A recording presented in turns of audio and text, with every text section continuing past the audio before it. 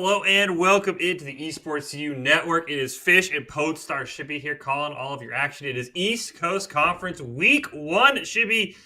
And we've got a great sports debate on our hands between the St. Thomas University Bobcats and the Farmington State College Rams. It is great players versus good team. You look at St. Thomas on paper, they have some players who you might recognize who are going to dominate individually. But the team composition around them, Shippy, is very, that's like the best way to put it. I don't know. You look at,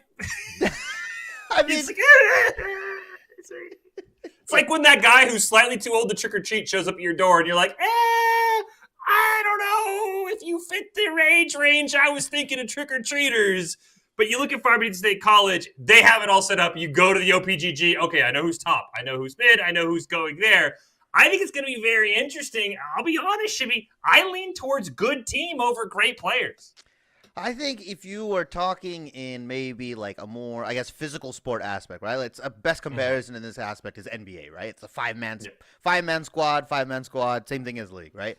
I think with league, just with how much variability there is, how much carry power there is in both the mid and bot lane, specifically these solo lanes, and on St. Thomas's University's squad, they've got someone that you recognize like Diomar, right? He's been tearing through amateur scene. I've seen him here and there, wreaking havoc. Same thing with STU Dolphin, right? These two guys, grandmaster players, both going to be piloting top and mid lane, and they just don't have anybody really to match up with them. Now, like you said, Farmingdale's has the good synergy, the good team cohesion, and if they can draft a strategy around neutralizing these two players, then they have a really good chance of winning. But I just think it's hard, even with 5 bans, it's pick your poison. It's either you go against Diomar or you go against Dolphin. You 5-ban one of them, the other guy gets everything. And you don't want to do, the half and half kind of cream and sugar bans where you do like 2 and 3 there, because then they're gonna carry, right? I'm personally leaning on St. Thomas University, so we will see who wins, right? Is it the Detroit Pistons or is it the Miami Heat? I think the one thing for Farmingdale that I really think goes to their favor, maybe it's me swaying it too much, is at least, again, on paper, this is week 1, so we don't know what these teams are bringing to the table. It's week 1 of the East Coast Conference. Hot, the 80 carry for Farmingdale, his skill level, it's not even close, right? Compared to who we think is going to be in the bot lane for St. Thomas. Again, St. Thomas doesn't even really have a official bot laner on their team. So maybe you pick a hyper-scaling champion. Maybe you get like the Aphelios or the Jinx, champions that are really popping up. I will say Hot also experimenting with some Zeri in his match history as well, which, Purple Tunnel, sure, maybe you can go with that. But I think if you get a hyper carry in that bot lane, maybe Hot gets so far ahead, it doesn't matter. But you're right, it's scary because you look on that side, he said Dolphin and Diomar, you see we get into the bands, the Camille expected, the Akali expected, both. They're kind of going that cream and sugar approach, though. They're kind of targeting half and half. And you look there, there's the Zeri band, there's the Hecarim band, there's the Lux band, which is what Liz plays a lot. St. Thomas is just saying, look, we outskill you in a couple spots, and those lanes, we're going to make you very uncomfortable in those lanes in particular. Yeah, and that's the bread and butter strategy for St. Thomas, right?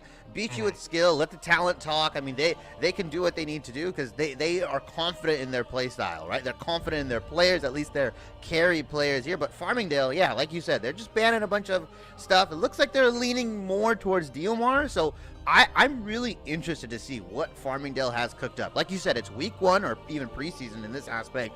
There are a lot of things unknown. There's a lot of compositions you can come out. Who knows how scrims have been going, if these teams have even scrimmed each other or anything like that. I mean, we could just see a cheese composition in these 3 games or 2 games, all Gouda, and then Farmingdale just ekes it out. Like, it's a lot closer than what I think you or me are either thinking, right? And what, if people are just looking at the OPGGs would thinking. I think there is definitely games to be played here, and it's not going to be Stomp City.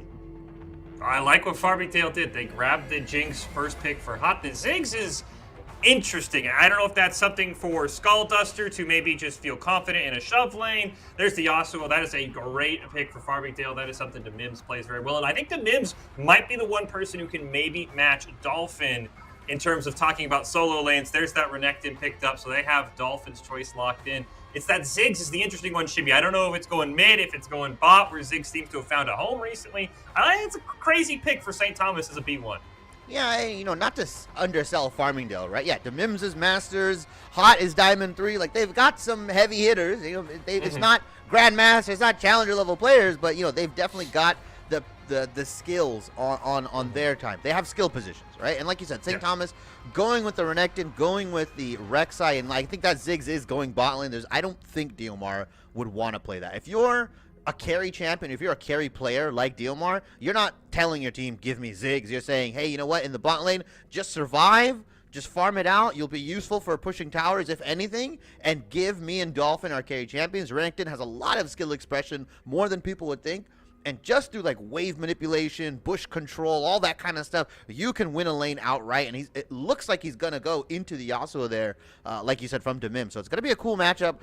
They're most likely going to try to save their mid lane pick for their at last as possible for St. Thomas, but they're going to have to B4, B5 here. And the bans are coming out from St. Thomas. They're rotating.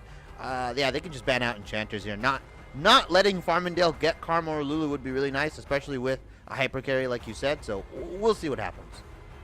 Yeah, I like the Lulu ban. The Diana pick there, interesting for J Real. He'd been spamming a lot of Lee Sin. Thought maybe we'd see more of like a meta Lee Sin, Zin's out jungle, just play it safe. But he goes to Diana instead, which gives them some AP flexibility. But I'm with you there. I like the Enchantress ban. I would assume we get another one there.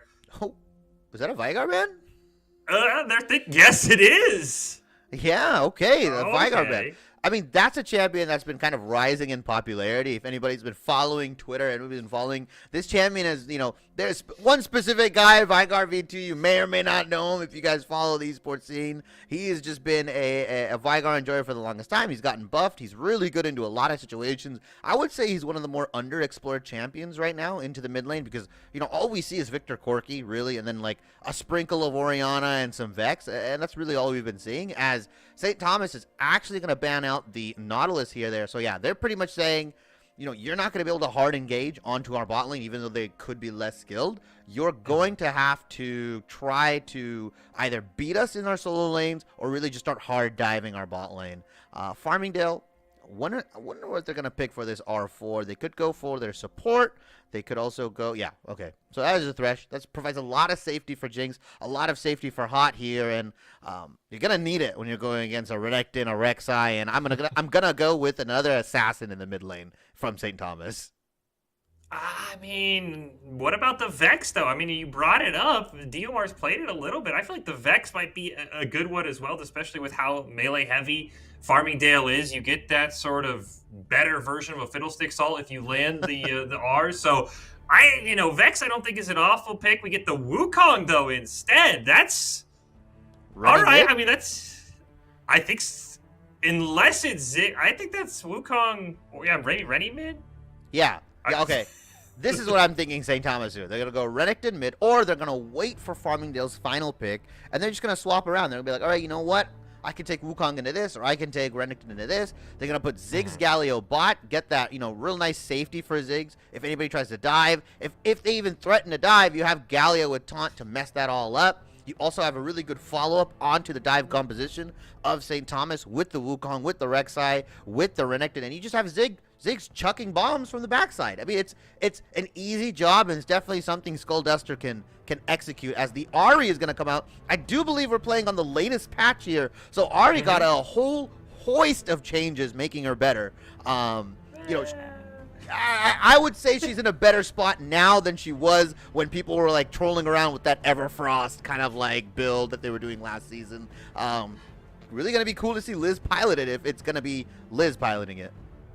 Yeah, I would assume it'll be Liz. I mean, unless you're r/Ahri mains. I remember when the PvE changes got posted, that subreddit was on fire, and they like, what have you done to Ahri? So I'm curious, as you said, though, to see how this new Ahri works. I mean, that losing the damage amp on the E is the one thing where like Ahri now loses her kind of wombo kill potential, and especially going to someone like Diomar, you could use that. As you said, I think the interesting thing is going to be probably, is it Renekton mid, is it Wukong top, assuming that Ziggs goes down in the bot lane, because I think you're right. That's just such a safe lane for Skullduster and Trout, because again, I think the win condition for Farmingdale is all around the Mims at least being even with Dolphin, and then Hot just absolutely popping off against Skullduster in the bot lane, because Hot, as you said, is Diamond 3, has a pretty large skill gap, at least on paper, over Skullduster. But St. Thomas was actually the team. I mean, you were talking about maybe Farmingdale comes out with the cheese, maybe tries to sneak up as the good team on the Superstars.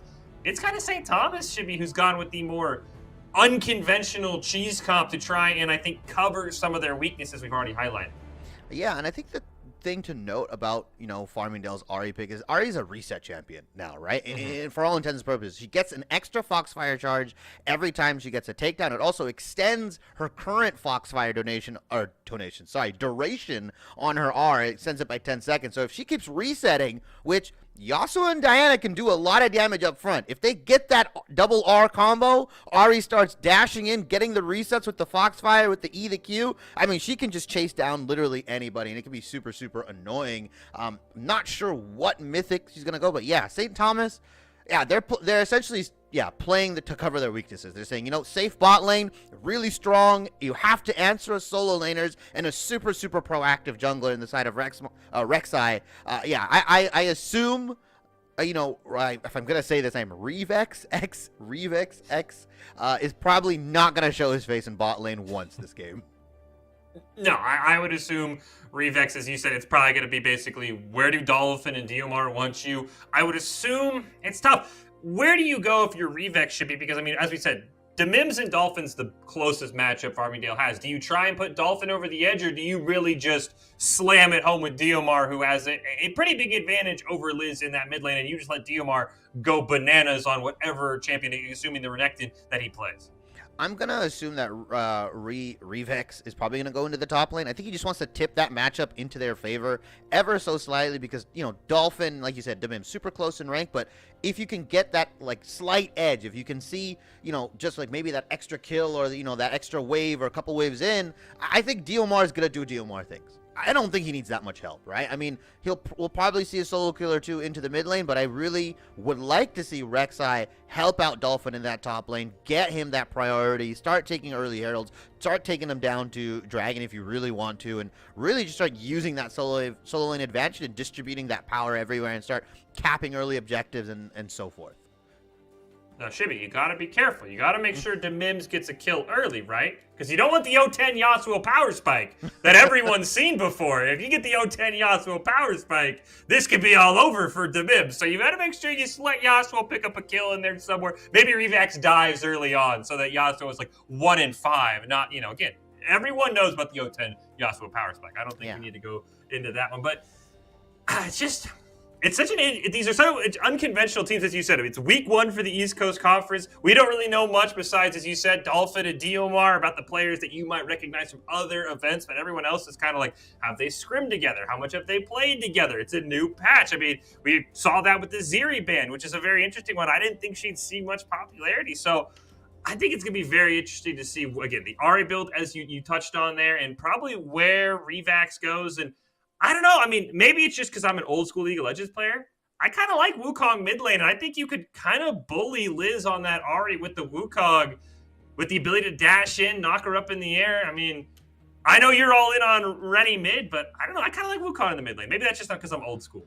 Yeah, I mean, I think they want to try to match Renekton to Yasuo, right? So we might see some lane swap shenanigans. We might see oh, where's the Yasuo? Okay, let's actually send Rennie mid, or let's send him top. So I think it's just really dependent on where they find out where that Yasuo is playing. I think the real burden is going to be on both Hot and Boston to really just stay safe, right? It's going to be on Thresh to keep Jinx alive because there are essentially 4 divers on the side of St. Thomas, right? And you also have a Mega Inferno Death Bomb coming across, from downtown. There's going to be so much pressure on Thresh lanterning at the right times, flaying at the right times, and also just Hot being in the right position. Because Diomar, Dolphin, these kind of players, the moment you step even marginally out of place, they will pounce, they will attack, and you have to believe that, once St. Thomas sees Dolphin or Diomar going in, the rest are just going to be, okay, yeah, that's the button, let's press R. This is the moment we win the game.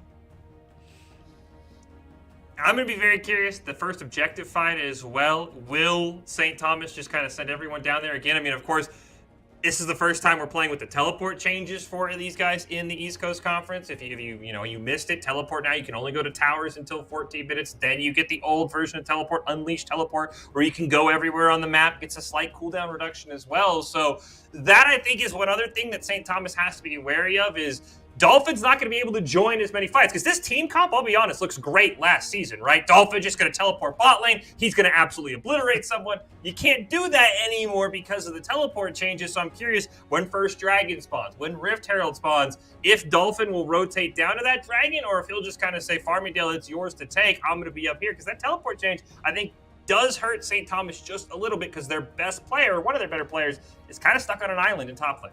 Yeah, it allows Hot and Boston to really try to get that lane dominance, right? They don't have to worry about a 5-man in the bot lane, maybe 4 or 3 at the most, right? Depending on if mid lane can get first move or not, or depending on how active and of a role their mid laner is going to play in roaming down. So yeah, I think this is just like a classic, right? It's St. Thomas's solo laners versus Farmingdale's bot lane. Who can get ahead first and who can get ahead farther is going to be the name of the game. But yeah, I really do have St. Thomas taking this one, at least game 1. Yeah, I mean, best of 3, as you said, game 1. Oh man, I gotta see what Hot can do in like the first 5 minutes for Farmingdale for me to really feel comfortable. Because I know when we came in, I was more on as the Detroit Pistons, as you alluded to. You're on the Miami Heat. You're on the LeBron, the D Wade. That's a great comparison for Diomar and Dolphin. That I'm sure they'll take that any day of the week. But if Hot, does he farm well? Does he not try and force the issue? Because that would be my one concern for Farmingdale would be if Hot goes into this with the same understanding as we do. I don't know what their coaches told them. I'm sure they're like, hey, you can deal with Diomar in the mid list. Don't worry about it. Because you got to make sure you can't just say, yeah, you're going to lose that lane. But does Hot start pressing? Does he start trying to dive, as you said, this very safe bot lane of Skullduster and Trow and start throwing away kills? Honestly, if Hot has a death to bot lane before 10 minutes in like a solo or a 2v2, this game, I would say, is over because Hot is already trying to press too hard. He's got to play very safe because Jinx, you can just farm. That's almost enough. I mean, the kills are great, but you cannot die to this bot lane who is just going to be an annoyance. And I think almost maybe try and bait you in on the bot side of the map, but we will see here. I think we're just getting ready to go, Shibby, between St. Thomas and Farmingdale here. It is the East Coast Conference Week 1, Game 1. You're still sticking with St. Thomas for this game, but you got to give me a series prediction. Okay, before we start. 2-0 St. Thomas. I'm going to stick to my guns. 2-0 St. Wow. Thomas. 2-0. No, I don't think Farmingdale takes a game. It's D Wade and LeBron. Come on, I'm not betting against those guys. I'm not betting against them. Oh man, I've already said I'm Team Farmingdale. I can't let you have already talked me out of it, but I think we go to 3 games. I think Farmingdale to 2-1. Okay. I think St. Thomas at some point is just going to have a game where Diomar and Dolphin pop off, and you and I and everyone else watching it at 15 minutes are going to be like, all right, check this one for St. Thomas, move on to the next game. But yeah, I just like the good team. But again, it's all on Hot and Boston, as you alluded to at the bot lane. They've got to play safe. They've got to play smart. And I will say the other thing that we didn't really talk about, because in collegiate, it's a lot more who's your one trick, who's your main. The fact that Mims got Yasuo, because looking at it, it was either Yasuo or Riven, and I don't even know he knows another champion exists for the last 3 years. The fact he got Yasuo and it didn't get banned out is a pretty big win for Farmingdale. So I feel like that as well, that the Mims is on something comfortable into Dolphin as opposed to, yeah, your Yasuo got banned, your Riven got banned, you got to play something else. So I think that's yeah. And it looks like we're almost ready to go into game as well, Shibby. Yeah. I mean, if you're in that situation, you definitely want to be as comfortable as possible. St. Thomas kind of went for we're going to ban out your bot lane, we're going to ban out the really OP AD carry that nobody really knows how to play against right now because it's Zeri. And I just think you're trying to, like you said, negate as much pressure Farmingdale's bot lane can do. And I maybe Dolphins just saying, yeah, give him the Yasuo. Like, I don't care. Like, I've played hundreds, if not thousands, of Yasuos before. I mean, I don't have an issue with it. So we're gonna see if this guy, Demims, can really produce on this Yasuo. But yeah, like you said, we're loading into the game very shortly. Sorry for the delay, guys. But yeah, let me see in the chat actually. Who do you guys think's gonna win? 1 for St. Thomas and 2 for Farmingdale. I want to see the chat spam going. I definitely want to see who you guys are thinking gonna win. I know there's a lot of collegiate always is fun for me to cast because almost random people will just come into chat. It'll have the most turnout, surprisingly, like every single time. I know, Fish, you've been casting collegiate for a while now, and it always is super cool to just see like everybody in the chat. You'll see like accounts created that day just so they can cheer on their teammates. I'll be honest. My favorite part of Collegiate is when you get someone's like mom or dad in the chat who like clearly have no idea how Twitch works, and they're just like, "I'm just here." Like it's like Skull Duster Mom 1, and you're like, that's what I love to see is when like the family's in there, they have no idea how any Twitch emotes work, they have no idea about the PogChamp, and they're just like, "I'm just here to support my son." That's what I love about Collegiate. That you get the friends, the family together. I think it's going to be a ton of fun. I can't wait, as you said, just wait on a little bit of delay, but it sounds like we should be hopping into game here anytime. And I will say, as chat fills out their vote, Farmingdale was the higher seed. I don't know how they were the higher seed, but I'll take that as well for a point for me that they were the higher seed coming in. So they did pick red side. We didn't touch on that in the draft, but Farmingdale was the higher seed. They got first side choice. They picked red side. We'll see if that ends up paying off for them against St. Thomas, who, as you said, has some very big names and some names that you couldn't pick out of a crowd. Yeah, I'm really, interested to see how Farmingdale pilots this Ari pick, specifically Liz, right? Because, like I said, I mentioned, I think she's become more of a reset champion now, right? Like you said, you lose the damage amp on the E, but then you also get more charges of your R if you participate in fight. It kind of forces you to, it removes that, in my opinion, that playstyle of like, oh, I'm just gonna fish for EQ all day. Instead, it allows you to be more active in team fights, R-ing around, dashing. If you miss an E, it's okay. You still have your Q, you have your W, you have your team to help you output more damage as we load right into the game. And, I'm expecting some cheese. I'm expecting an invade from Farmingdale here. Like, I would just 5-man, go through the bush, go to bot. I don't care. Do something. Well, unfortunately for Farmingdale and for you, St. Thomas is going to have none of that. St. Thomas actually might send 5 up in the top lane, and they might jump onto Demims. So we will get that Renekton Yasuo matchup in the top lane. And Demims, you cannot stand in the bush, Demims. You see there, he's not going to see him until it's potentially too late. They have pinged him. He's on a ward. They're going to jump right on top of the Yasuo. Shibby, you cannot stand in a bush. You got to stand out on the hill so you get some advanced vision. Yeah, he's just kind of tucked into the corner. Maybe he's trying to do the strat. If I don't move, they won't see me. The T-Rex strategy here. But yeah, they get that early kill on to Demims. But like you said, he might be getting that power spike. Maybe that was the 5,000 IQ play from Demims. And out of everything that we see here, they have 2 teleports on the side of Diomar, or on Skull Duster and Diomar. Dolphin opting in for the Ignite, and Demims opting in for the Exhaust here. So we're going to see a scrap in the top lane, whether we like it or not. The Exhaust is the interesting one. To me, it seems like Demims maybe realized Dolphin would be a tough matchup and doesn't want to give away those solo kills, as we're going to just see some vertical jungling happen here as they'll steal each other's red buff. And this is the scary one for me. Diomar basically already chunking down Liz. Liz is going to need a ton of help from J-Real. I think J-Real is going to have to sit in that mid lane, sit as close as he can, because I think Diomar, really after he has his own EQ combo, is going to have the ability to pop up. Yeah, and Rek'Sai up here into the top lane. It looks like he's just hovering for a gank. I'm not sure if you are seeing this as well, Fish, but the spectator is frozen for me right now. Yep. So just quick technical difficulties, and everything's perfect. But just looking at this lane state right now, like you said, vertical jungling coming out from both Diana and Rek'Sai. It actually looks like Rek'Sai is only gonna went for that red, and is just gonna go clear out her bot side, or her camps in the top side. As we do get out of that spectator delay or spectator freeze right now. Some early, it could be a disconnect, could be something on one of the other guys' ends. I know St. Thomas University had one of their players' PCs crash, so he had to run or sprint over to the university to go into their gaming center and use that. So maybe there's some issues there, but so far a good start from St. Thomas. Yeah, I mean, St. Thomas couldn't have drafted a better start, I think. They get the kill. They get it onto Demims, who was kind of the scariest member on the team in a solo perspective. As you said, they steal the red. They force that vertical jungling that's going to happen there as well. I think Revax, as you alluded to, I don't think we're going to see Revax at all throughout the early game.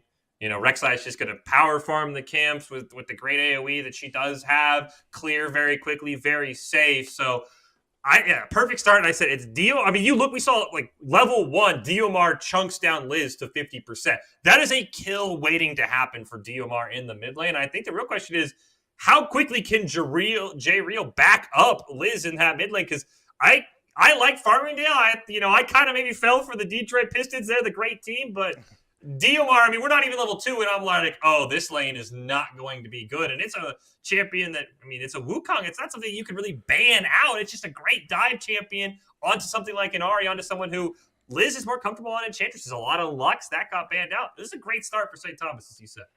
Yeah, and that exhaust into Ignite top lane matchup with Renekton and Yasuo, it's going to be super volatile, right? I mean, Renekton has the 1-up right now, but I'm going to wait to see if Rek'Sai really starts to just bully this Yasuo out and just be like, you know what, you're already down 0-1. Diomar is going to do fine. I'm going to get Dolphin ahead. He's got the Ignite. We've got kill pressure.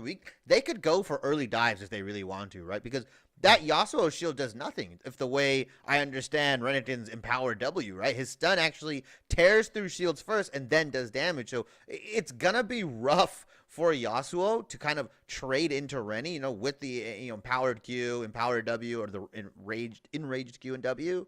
And specifically with Rek'Sai setting up dives as well. Just being able to juggle tower aggro so well. I want to see what happens to Mims.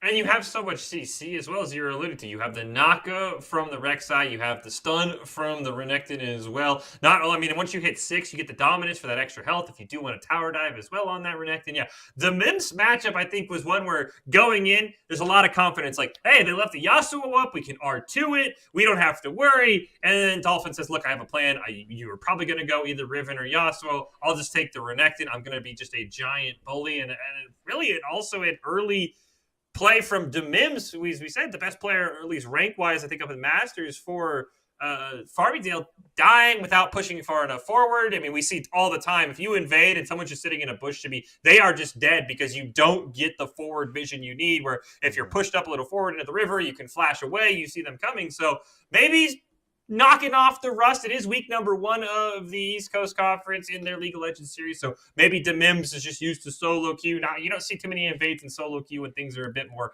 helter-skelter, no matter what rank you are. So I got to be curious when we are able to get back in the game. We did have some technical difficulties, as should be said. Don't know if a player disconnected, and we know St. Thomas had a player already down at their esports arena after his computer crashed. So hopefully everything will be back ready to go here. I think we'll take a quick break here on the Esports U Network until everything is figured out. When we do come back, again, we had just kicked off the first game of the night, St. Thomas and Farmingdale. Once our technical things are fixed up, we'll come right back with more action here on the Esports U Network.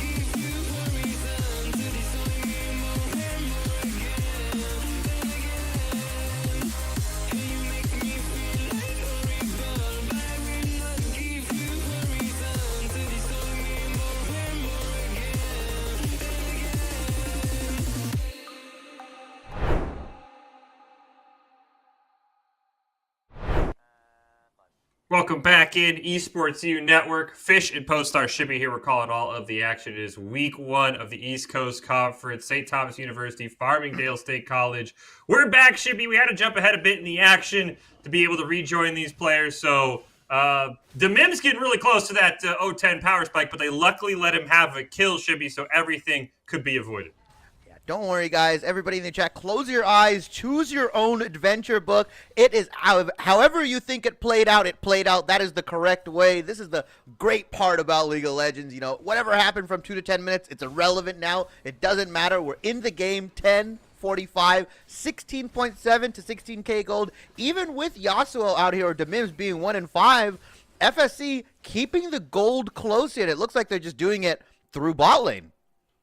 I mean, you see that's a 40 CS lead for Hot on the bot lane, which is exactly kind of where you and I hinted that FSC needed to win the game. They also picked up the first dragon of the game, which I think is a huge pickup for them. There is a Rift Herald in Revax's pocket, depending on where he wants to drop that. Maybe in the top lane, finish off that turret and that plating for Dolphin, put him even further ahead on that Renekton that is absolutely destroying and is going to be a huge late game problem, but we see Revax is down on the bot side, but it looks like everyone will just simply reset. Yeah, and on the top side over there in the river, Diomar has slain Demims. We could not catch it, but it looks like he was just, hanging out in the river for one reason or another, as now finally, the second drag is coming up, and I want to see how FSC preps around this. They got the first one. Rift Trail does get dropped from STU here. They're going to look to crack that mid lane turret. There's still some plates on it. Get Diomar some more gold. Feed that man as much as you can. He's winning that mid lane matchup for all intents and purposes, but... Nice charm onto Revax. They pull him back in. He's forced to flash. And that's a Rift Herald gold that's not worth it, Chibi, because now... You have free Dragon Prowl for the second dragon of the game here, as now Hot has to be careful. He should win this now. Yeah, he's going to take care of business. That Jinx now 4-0, and that is a problem for St. Thomas. Going to pick up some plates. They're going to pick up the second dragon as well here. It will be a mountain dragon, so we'll see. An Infernal Soul could be huge for Farmingdale if they're able. No, unfortunately, it will be Hextech, which is still a very powerful soul. I think it's probably the second best one you wanted. But Hot's, this is the game plan, I think, well, half the game plan. I don't think you wanted your Yasuo to be 1-6, Shibby, but a 4-0-0 Jinx with 111 CS, that's a great place to start as Revax. You're going to get caught at your red buff here. Jareel's there. Bozin is there as well. They try and fly him back. The death sentence will miss, and they'll just steal the camp and walk away. Yeah, Revax getting bullied here. Liz hits that. Okay. All right. Maybe that's a kill if that damage amp on the E isn't gone there, Fitch. But regardless, they're bullying Revax here. They're not letting him jungle. I mean, you look at the camp lead or CS lead coming out from J-Real here. A really phenomenal job team side from FSC, and they are keeping it a lot closer than, what I guess most people would have expected. Now, granted, I don't know if we've seen Diomar and Dolphin team fight yet. We haven't seen them 5v5, right? They've just kind of been taking these, random skirmishes in the bot, in the top. Demims paying with his life consistently. 1-6 now at the 13.5-minute mark. Okay. Dolphin, not going to get the kill here, but they are definitely looking for Demims. And, yeah, if you're Yasuo here, if you're a Mims, you're just here. Like, you know what, guys? Just win everywhere else. I'm going to get bullied here. The 3-man squad is coming.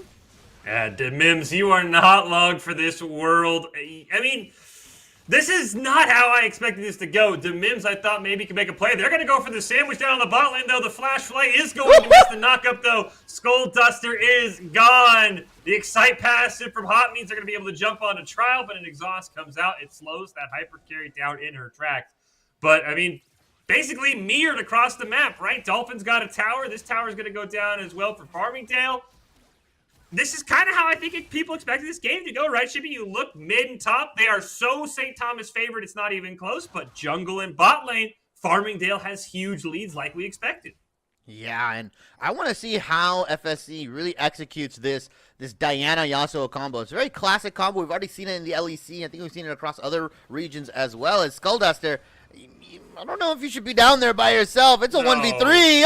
Oh, what a death sentence. He's going to have to pop the stopwatch, but the box is going to secure the kill.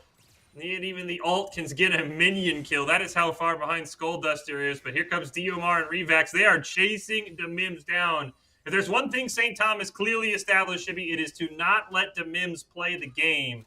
And they have done a great job of that. 1-7. He's 3 levels down on his lane opponent. They're going to jump onto him one more time, but Diomar going to be forced to run away. J-Real is there. The ult's going to come out to bring him right back, plus the last breath. The flash. What, DeMims? Dude, the Tower of the Heroes entrance is going to come in. It's not going to matter, DeMims. What happened? He got thirsty. He's 1-7, man. He wants to kill his Dolphin's gonna just kill Hot here, right? You're getting chased down. Killer Croc. Oh! Wow, Hot gets away. All right, Boston. You're performing. Remember what I said early on in the draft? I was like, it's up to Boston to keep Hot safe, and so far so good. 1-for-1 on the lanterns that I've seen so far. A lot was burned from Dolphin there. Flash, Ignite, but also consequently, Hot had to burn his flash for that next team fight. If Wukong gets on you, if Ravax gets on you, or even if the Renekton gets on you again, you really don't have much to help you out here. Oh, okay. Ooh, Super Mega Death Rocket just misses. Rift Herald should go over to Farmingdale, and it will. The charm's going to land on the Dolphin, and they will just lantern away. They want no part of this, but an ult from Revax, but he just gets taken out. The Justice Punch from Ultimate Trial is going to land one taunt to Mims. Just please go CS, my man. You are not having a good day. But Revax bites off more than he can chew with the overzealous ult, and Farmingdale gets 1 plus the Rift Herald. Yeah, I don't know if they were trying to execute a Galio Rek'Sai like combo as... Ooh. Oh, nice death sentence. The zap's not going to land. The exhaust will pick up one more. Ultimate Trail has to dash away. Barely to safety, but it's still Diomar and Dolphin alive on the map. As I say that, Dolphin picks up another kill. Now 5-1-2 on the Renekton. And I know I'm Team Farmingdale, Shibby, but a 5-1-2 Renekton, a 3-1-0 Wukong, even with Hot doing as well as they have, this death sentence on the land on the Revax, the tower is not going to protect you as the Rift Herald gets a great charge off there. Will they get both here? They're going to get 2 towers for that. Oh, Hot! You got to be careful, Diomar. This Jinx is fed. The ult from Ziggs isn't going to do anything. Dolphin's the one wild card, though. Dolphin has enough health now with that Sterix to be able to jump on his Skull Duster. Barely able to get away. Hot. One more shot. Not quite able to get it. Farmingdale. This is some great positioning from their AD carry, I will say. Hot's looking hot right now. 7-0-2s. Got the Gale Force, the rapid fire cannon as well. I mean, she is for all intents and purposes online, right? And now they're going to need a team fight. I think it's going to be up to STU to force these team fights now. This is a very, very early dragon. This is going to be a 3-minute soul point for them if they can get that final Hextech dragon. And yeah, you can kill Yasuo all you want, but Dolphin, I don't think it's worth it anymore. You guys have to group, have to force team fights, get flanks off, either with Diomar's TP or, maybe just a natural flank from the round, but these fights are not going STU's way. And STU, I mean, the problem should be for me is their engage is basically just Dolphin and Diomar hitting their go buttons, right? They don't have a great death sentence engage like we've seen from Bozen. You could try with Ultimate Trials. They do pick up an objective bounty for Skull Duster there. That's going to help STU close this gold deficit as well. That's just about 4K between these two teams. As now we get to rotate down Diomar and Ultimate Trial. Liz got to be careful. Diomar might look for the gank, but J-Real right behind him. I don't believe they know that Diana's there, so they have to play it smart. But STU just doesn't have a great way to start fights right now. Yeah, a dream scenario is Wukong dives in, gets the clone, gets the double knock-up, and then Galio also ults in on top, right? Gets another knock-up in. Meanwhile, you have Dolphin diving backline, most likely having to zone both Jinx and Thresh, and that's your dream scenario. You get the 4v3 off with Rek'Sai, Wukong, Ziggs, and Galio, and then you have, FSC essentially 3v4, right? Because Hot and Thresh, they're going to be trying to, deal with Renekton right now. 5-1-2, like you said, has this the Stride Breaker, has the Sterax. Gonna see if he actually goes into either Death's Dance or Maw here. I would say he could really go into Death's Dance here. It's one of the items that got changed really differently now. It essentially heals for a whole bunch as... Oh, nice steal. The exhaust is going to go on to Revax. Dolphin's there. I think that's a fight STU could have won. But they'll just walk away anyway. They're going to go 4-man up in the top lane here for SSC. Oh, they missed the death sentence. Dolphin and company are rotating up. They've got to be careful. Hot's waiting right above this brush. They're going to scout him out with the Ziggs bomb, though. So they'll just simply rotate over to this tower. They'll help the Mims at least get back online. But this fight is not over yet. Diomar can join, so can Liz with the Unleashed teleport as the top tier 1 falls. Bosun almost hits it, but a flash away. Ultimate Trial gonna get dumped on there immediately. Jay Real with the Lunar Rush picks up the kill. They smell blood in the water. Dolphin's gonna pop that Dominus teleport. Coming in from Diomar. Here's the carries for St. Thomas. What can they do? A Death Sentence gonna land on to Dolphin. Cyclone gonna try and That's a lot of damage! Down. Hot trying to do damage, but he's just too tanky on the Renekton. The carries have arrived. There's nothing a Death Sentence can do. Liz is here. About the Jinx. It's a double kill for Diomar. Bosun, you are dead in the water. Dolphin is coming to seal your fate with the slice and dice. The carries are here, Shibby. You look like a genius because no one on the Rift can stop Dolphin and Diomar. Yeah, 5-0-2 on Wukong, 6-1 and 5. That's the Baron coming up at the 21-minute mark. Also, with the objective bounty still on board, this is going to slingshot them back, most likely into the gold lead, if not evening it out here. Now they have to worry about the Dragon that should be coming up in about a minute and a half. They reset, get the Baron, they book it to drag, is my opinion. They're trying to get to that Baron. Liz is going to scout it. Jay Real, can he do it? He doesn't have flash. He's got to land it up. He's got a Lunar Rush in. 1,500 and counting. J Real not able to even go in. It's secured by Revax. As you said, that objective bounty basically evens our game. It's less than a 100 gold difference. Super Mega Death Rocket's going to pop. Skull Duster got caught with the shop open. Dolphin's going to go down as well. STU overstays there. Welcome. The Zap's going to land onto Ultimate Trial. But Hot won't go chasing. They're able to eliminate Baron buff on potentially the most important member, that Renekton, and that makes that Dragon Soul that you were talking about, Chippy, so much easier for Farmingdale. No way FSC just goes for the inhib in the mid lane. Yeah, I guess they can because Dolphin's down, Skullduster's down. They don't have a lot of wave clear here. They're going to take this minute hip. They're going to walk over to Dragon, most likely pick up the Hextech Soul here. And we're going to see if Diomar and Dolphin can work their magic one more time. Here comes Diomar. He's going to come right behind Bosun on the right side of your screen. He's going to come into vision, but it's a little too late. Hot's going to jump onto him. Dolphin's up in now, but he doesn't have teleport to join the fight. Diomar going to dodge the charm, but I think it's just a disengage from everyone. You see the pings going out over Dragon. St. Thomas University knows they cannot afford to give this Hextech Soul over. And we'll see if Farmingdale has a chance to reset. Dragon's up too soon. They might just have to hand this one over to St. Thomas, unfortunately. Yeah, unless a stray Jinx Rocket can steal it, which it is up right now. I don't think FSC is going to go for that Dragon. Unfortunately, they did get a little overzealous, in my opinion. Nice block from Trial, by the way.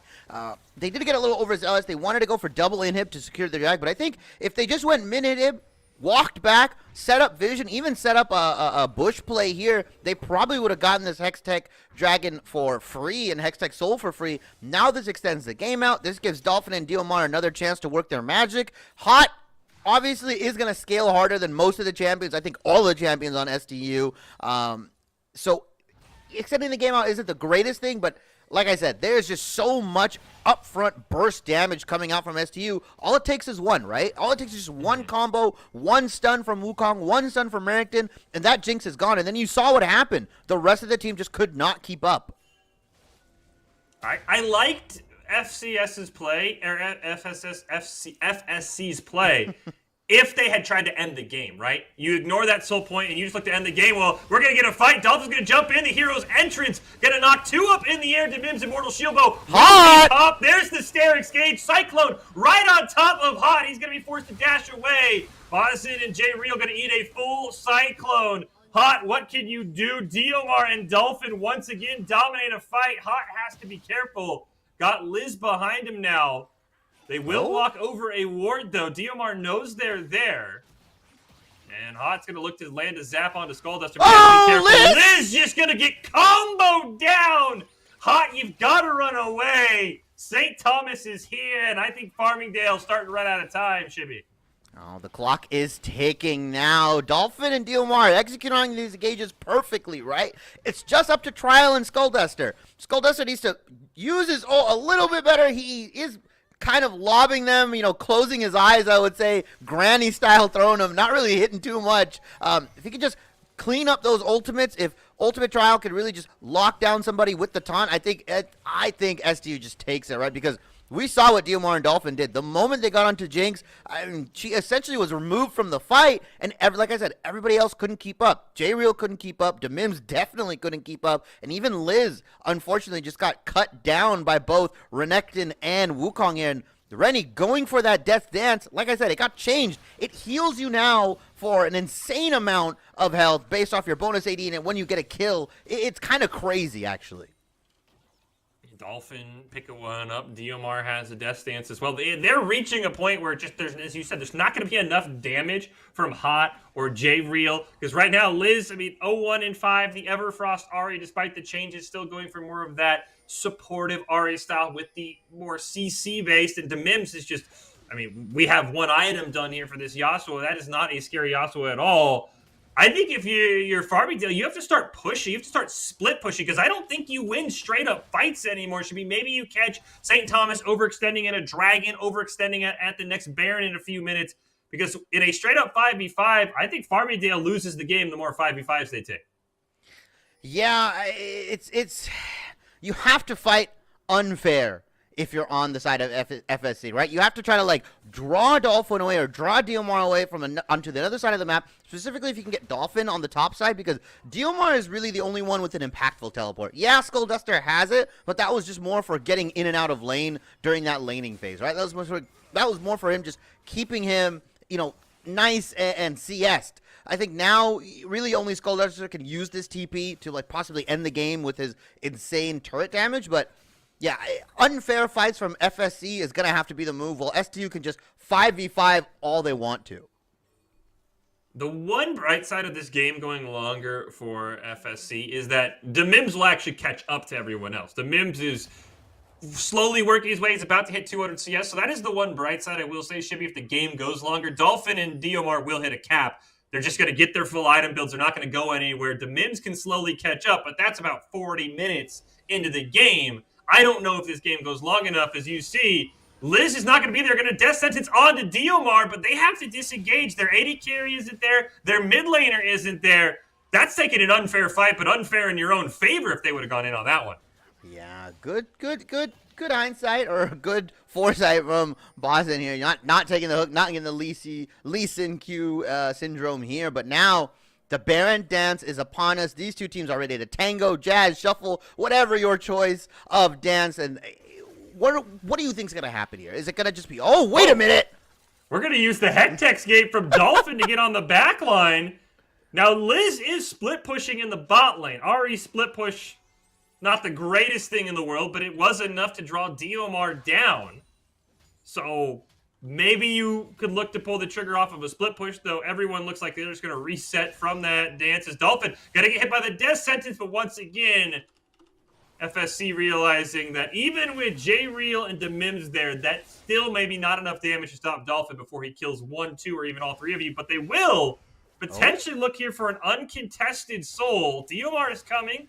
Revex is right behind, but that's just a Hextech soul going over to FSC. Yeah, and now we're going to see the power of this, Hextech soul, right? You said it's the second best dragon to get. I tend to agree with you. I do think it is really, really good. That essentially static Shiv slow is so nice for chasing, especially if you're playing Ahri and Jinx with these resets as Diomar. Yeah, I don't know how STU just walks into here. It's very, very difficult. They need trial. They are standing on top of a Rift Scuttle. There's the hero's entrance is going to come in. Baron's going to go down for Farmingdale. Liz has to dash away, and they're just going to try and create space. Dolphin looking for an opening. He can't find it. The Lantern to safety for J-Real. And a Baron pickup and a reset for Farmingdale. And they get the Soul. They get Baron. And now they're looking to be in business with these Baron-empowered minions, depending on where they want to push. Yeah, now we're going to see FSC stretch the map, in my opinion, right? They have the TP with Liz. They have this Yasuo who is, getting to that point. I mean, he's got the shield bow. He's got the Death Dance. I'm assuming he's going to finish out that Infinity Edge when he gets the gold. But, I want to see them split Dolphin, split Dio, split all these guys apart, and really force them to make some tough decisions. Because if you recall earlier, top and mid inhib are pretty much open. They can walk the minions in with the Baron and just kind of take it and siege ever so slowly, and maybe just keep Liz on that bot side constantly shoving, forcing somebody to answer. I think that is the play here for FSC. Looks like it'll be a 1-3-1 early on here for FSC. And I will say the one thing, usually when a team gets soul shippy, especially in a 4-1 scenario, they're so far ahead that it's not a concern. But with the way these 5v5s are going, we'll get to that in a moment, though. Diomar's just going to pop the Cyclone. Liz is dead. Diomar waits him out on the bot side of the map. Liz, I think, bit off more than they could chew. I think didn't realize that Diomar was there. But that's the scary part, is now Elder's going to be on the map in about 4 or 5 minutes. And that's a real win condition for St. Thomas, because they can win a 5v5 fight in the Elder Dragon Pit, even down soul. Yeah, no doubt in my mind. And it would be even more disastrous. Oh, as Dolphin is looking for something here. Gets hooked. He takes a ton of damage, but is able to slice away. Didn't get the reset for the dice, but is able to at least dash once. They're going to jump onto Mims, though, and just force a disengage. Dolphin, you got to get out of there, buddy. Just go back to the base. Get your health back. You don't want to give Jinx a reset. Oh, the Sterix got popped and the Dominus. Dolphin just overstayed for nothing and gave them a double inhib for free. Liz is going to teleport in. I think FSC wants to end this game right now. Yeah. Dolphin's going to go back and heal. Diomar's going to jump in on Boston. He gets flayed away. Last chance here. First Nexus Tower goes down. The second one getting bombarded. Cyclone on 3. Hero's entrance going to go out as well. They're going to take out Hot, and that's all the damage FSC has right now. Liz running away. Going to be forced to use the exhaust onto Diomar. Wait a minute. J-Real. Boston takes down Trial. They're still looking to take down Dolphin. Diomar, however, Diomar gets taken out. And I think FSC is going to pull it out here to win game number 1. Barely a Skull Duster, the last hope, but the Ziggs is just too far behind. There's no ultimate. The Nexus will go down, Chibi, and FSC will pull off the upset in your eyes as they take down SDU in game number 1. Okay, well, throw my 2-0 prediction out the window. I'm an idiot. I know nothing about League. As FSC takes game 1, I wouldn't even say they clawed their way back, but they just superior macro play from them, right? Early dragon control, early vision control, taking good fights, taking solid fights, and just off the back of, I want to say Hot, at least in the early game, but J-Real and Demims finally getting online, finally getting some crazy engages, and FSC up 1-0. Their bot lane produced. Not only that, the problem for STU is their comp required Diomar and Dolphin to play perfectly, and they did. It should be for most of the game until that last fight, where, as you said, Dolphin easily could have backed. He has the Dominus, he has the Sterix Gauge, so he doesn't have that extra health, that extra shield in that last fight. The Lifeline passive as well. All of that gets blown for nothing. Just one small mistake, but with the way this St. Thomas roster looks right now, that every game is going to be Dolphin and Diomar need to play perfectly. And I thought they were going to win a fight until Dolphin overstayed. But as you said, Hot had to pop off early, and then it was J-Real and company who finally got online. I will say, Bosun, I think he was a sub who came in for this game, popped off. That man's not seeing Thresh for the rest of the series. I can guarantee you that. No, I don't think he's getting it. They might just throw 3 support bans his way. I mean, his hooks were immaculate. He was getting everybody.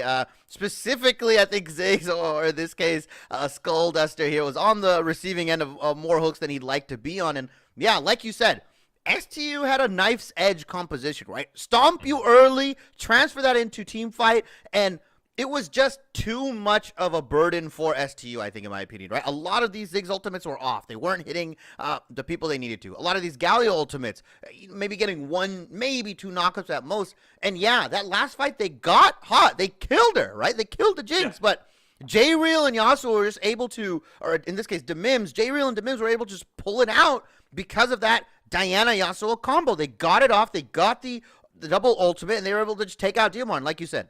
Granted, no Dominus, no Stayrax, nothing like that. I really think that would have made the difference in that fight. Well, we are going to take a quick break here on the Esports U Network. When we come back, it'll be game number 2, week 1 of the East Coast Conference between St. Thomas and Farmingdale. Can Farmingdale pull off the 2-0, or we get a game 3? We will find out right after this break.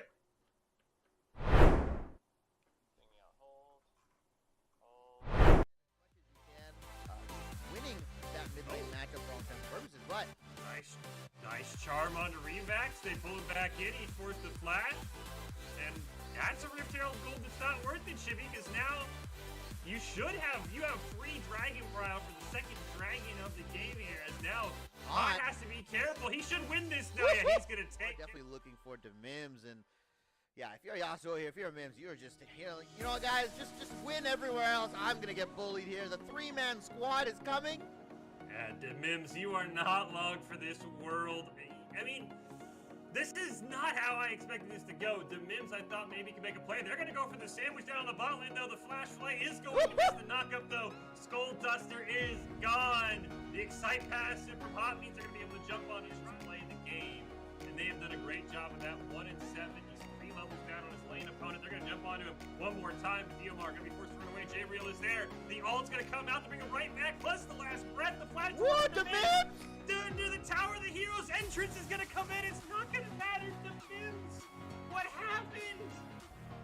As the top tier 1 falls, Bosun almost hits it, but a flash away. Ultimate Trowel gonna get dumped on there immediately. J-Real with the Lunar Rush picks up the kill. They smell blood in the water. Dolphin's gonna pop that Dominus teleport. Coming in from Diomar. Here's the carry for St. Thomas.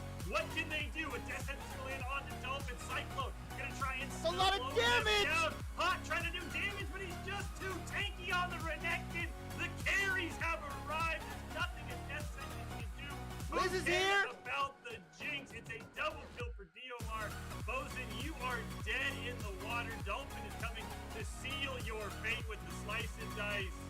The carries are here, Shibby. You look like a genius because no one on the Rift can stop him. He's got a land, he's got a Lunar Rush in. 1,500 and counting. J-Real not even go in. It's secured by Revax. As you said, that objective bounty basically evens our game. It's less than a 100 gold difference. Super Mega Death Rocket's gonna pop. Skull Duster got caught with the shop open. Dolphin's gonna go down as well. STU overstaying, right? You ignore that soul point and you just look to end the game. Well, we're gonna get a fight. Dolphin's gonna jump in. The hero's entrance. Gonna knock 2 up in the air. Dimim's Immortal Shield Bow. Hot! There's the Stair Exchange. Cyclone right on top of Hot. He's gonna be forced to dash away. Austin and J-Real gonna eat a full Cyclone. Hot, what can you do? Diomar and Dolphin once again dominate a fight. Hot's tower goes down. The second one getting bombarded. Cyclone on 3. Hero's entrance gonna go out as well. They're going to take out Hot, and that's all the damage FSC has right now. Liz running away, gonna be forced to use the exhaust onto Diomar. J-Real. Wait a minute, J-Real. Boston takes down Trial. They're still looking to take down Dolphin. Diomar, however, Diomar gets taken out. And I think FSC is going to pull it out here to win game number 1. Barely. The Skull Duster, the last hope of the thing, is just too far behind. There's no ultimate. The Nexus will go down, Shimmy, and FSC will pull off the upset in your eyes as they take down STU in game number 1. Okay, well, throw my 2-0 prediction out the window. I'm in as much as you can. Winning that mid-lane matchup for all intents and purposes, but Nice charm onto Revax. They pull it back in. He forced the flash. And that's a Rift Herald gold that's not worth it, Shibby, because now you have free Dragon Prowl for the second dragon of the game here. As now Hot has to be careful. He should win this now. Yeah, he's going to take it. Definitely looking forward to Mims. And yeah, if you're Yasuo here, if you're Mims, you're just here. Like, you know what, guys, just win everywhere else. I'm going to get bullied here. The 3-man squad is coming. And Mims, you are not long for this world. I mean, this is not how I expected this to go. The Mims, I thought maybe could make a play. They're going to go for the sandwich down on the bot lane, though. The flash play is going to miss the knockup, though. Skull Duster is gone. The Excite passive from Hot means they're going to be able to jump on and play the game. And they have done a great job of that. 1-7. He's 3 levels down on his lane opponent. They're going to jump onto him one more time. But Diomar going to be forced to run away. J-Real is there. The ult's going to come out to bring him right back. Plus the last breath. The flash. What, the Mims? Dude, near the tower, the hero's entrance is going to come in. It's not going to matter to Mims. What happened? What is the top tier 1 Skull Duster. Bosun almost hits it, but a flash away. Ultimate Trowel gonna get dumped on there immediately. J-Real with the Lunar Rush picks up the kill. They smell blood in the water. Dolphin's gonna pop that Dominus teleport. Coming in from Diomar. Here's the carries for St. Thomas. What can they do? A Death Sentence gonna land on the Dolphin. Cyclone gonna try and that's a lot of damage. Hot trying to do damage, but he's just too tanky on the Renekton. The Furies have arrived. There's nothing a death sentence can do. Who Liz is cares here. about the jinx? It's a double kill for Diomar. Bosun, you are dead in the water. Dolphin is coming to seal your fate with the slice and dice. Welcome back into the Esports U Network. Fish Pone Star Shippy here. It is East Coast Conference Week 1 between St. Thomas University, Farmingdale State. Farmingdale pulling off a mini upset, if you will, Shippy, in game number 1. Because again, if you missed it, St. Thomas is going to have some names you recognize like Dolphin and Diomar from other high-level scenes. Farmingdale, though, they played the perfect game. They got their 80 carry ahead really early on, Shippy, and then J-Real and the Mims were able to finally come online in the late game with that Diana Yasuo combo. It was really that, as we said, we opened the show with who wins, great players or good teams, and it was a good team performance from Farmingdale that took the victory in game number 1. Now I want to see, STU's draft strategy coming into this. What does St. Thomas do now? Do they go for that early dominate you in the lane kind of style, or do they go for more, I wouldn't say standard or conventional. I don't think Diomar will want to go for that quirky. I don't think we're going to see like maybe a Jace in the top lane or anything like that. I still think they're going to play more carry-oriented champions, but they will definitely play more champions that have a little bit more leeway in the amount of mistakes they can make, right? I mean, they don't have to play on this knife's edge composition like they usually do. But Farmingdale on the blue side now, St. Thomas on the red side here. Thomas sticking with the Zeri ban. Looks like Farmingdale's going to stick with the Akali and Kiana as well. And I mean, I don't expect too much to change. Yeah, the Jinx is probably going to get banned out. I don't think they've hot that, but there's still an Aphelios on the board. There's still Caitlyn on the board. There's still, as much as I hate to say it, Jhin on the board. Those characters still exist. Those 80s characters still exist, and they will all do relatively the same thing that Hot and Boston want to do, right? Stomp Skullduster and Trial into the ground, into that bot lane, and just give Farmingdale enough time to get Mims and J-Real ahead and into that online phase. They banned the Renekton last for Farmingdale, and I will say, Diomar and Dolphin play a ton of Camille. They played a ton of Camille. Demims has to first pick B1 Camille here, or I'm very concerned that you just handed Camille over to St. Thomas, and either Diomar or Dolphin will absolutely wreck you with it and get this to a game 3 just on the snap of a finger. Because I don't think if you put someone on something like a Camille that can easily jump on hot, because that is the one thing, the Renekton, you've got to land the slice and dice, then the dominance. There's a lot of setup for a Renekton. For a Camille, it's just hook shot onto the AD carry, Hex Tech ultimatum, and we're good to go. This St. Thomas just takes Camille, and I already think St. Thomas has an easy win here, unless they mess this up somehow. Unless I'm crazy, Shippy. Yeah, I mean, Farmingdale taking the Caitlyn is nice, right? It's one of those.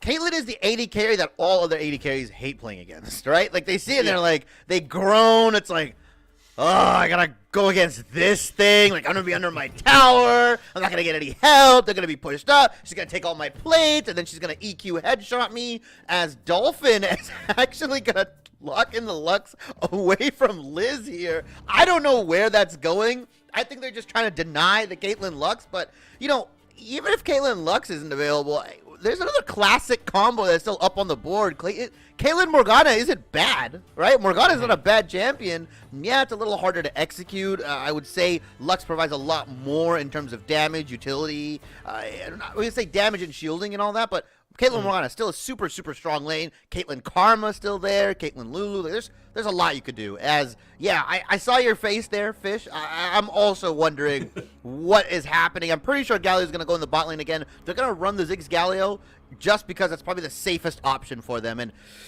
Boston gets the Thresh again. Yeah, I mean, it felt like St. Thomas was like, Thresh doesn't pair well with Caitlyn, so they won't pick Thresh. And Boston's like, no, I'm just going to take Thresh, and it's going to be fun. I may be even wondering if it's Lux and Galio in the bot lane, Shippy, and they're just going to play, like, super, super safe, because, I mean, I think if you put Lux on Diomar, it kind of takes away from that dive that they need to have. And there's the Riven for Demims. The Yasuo was not great.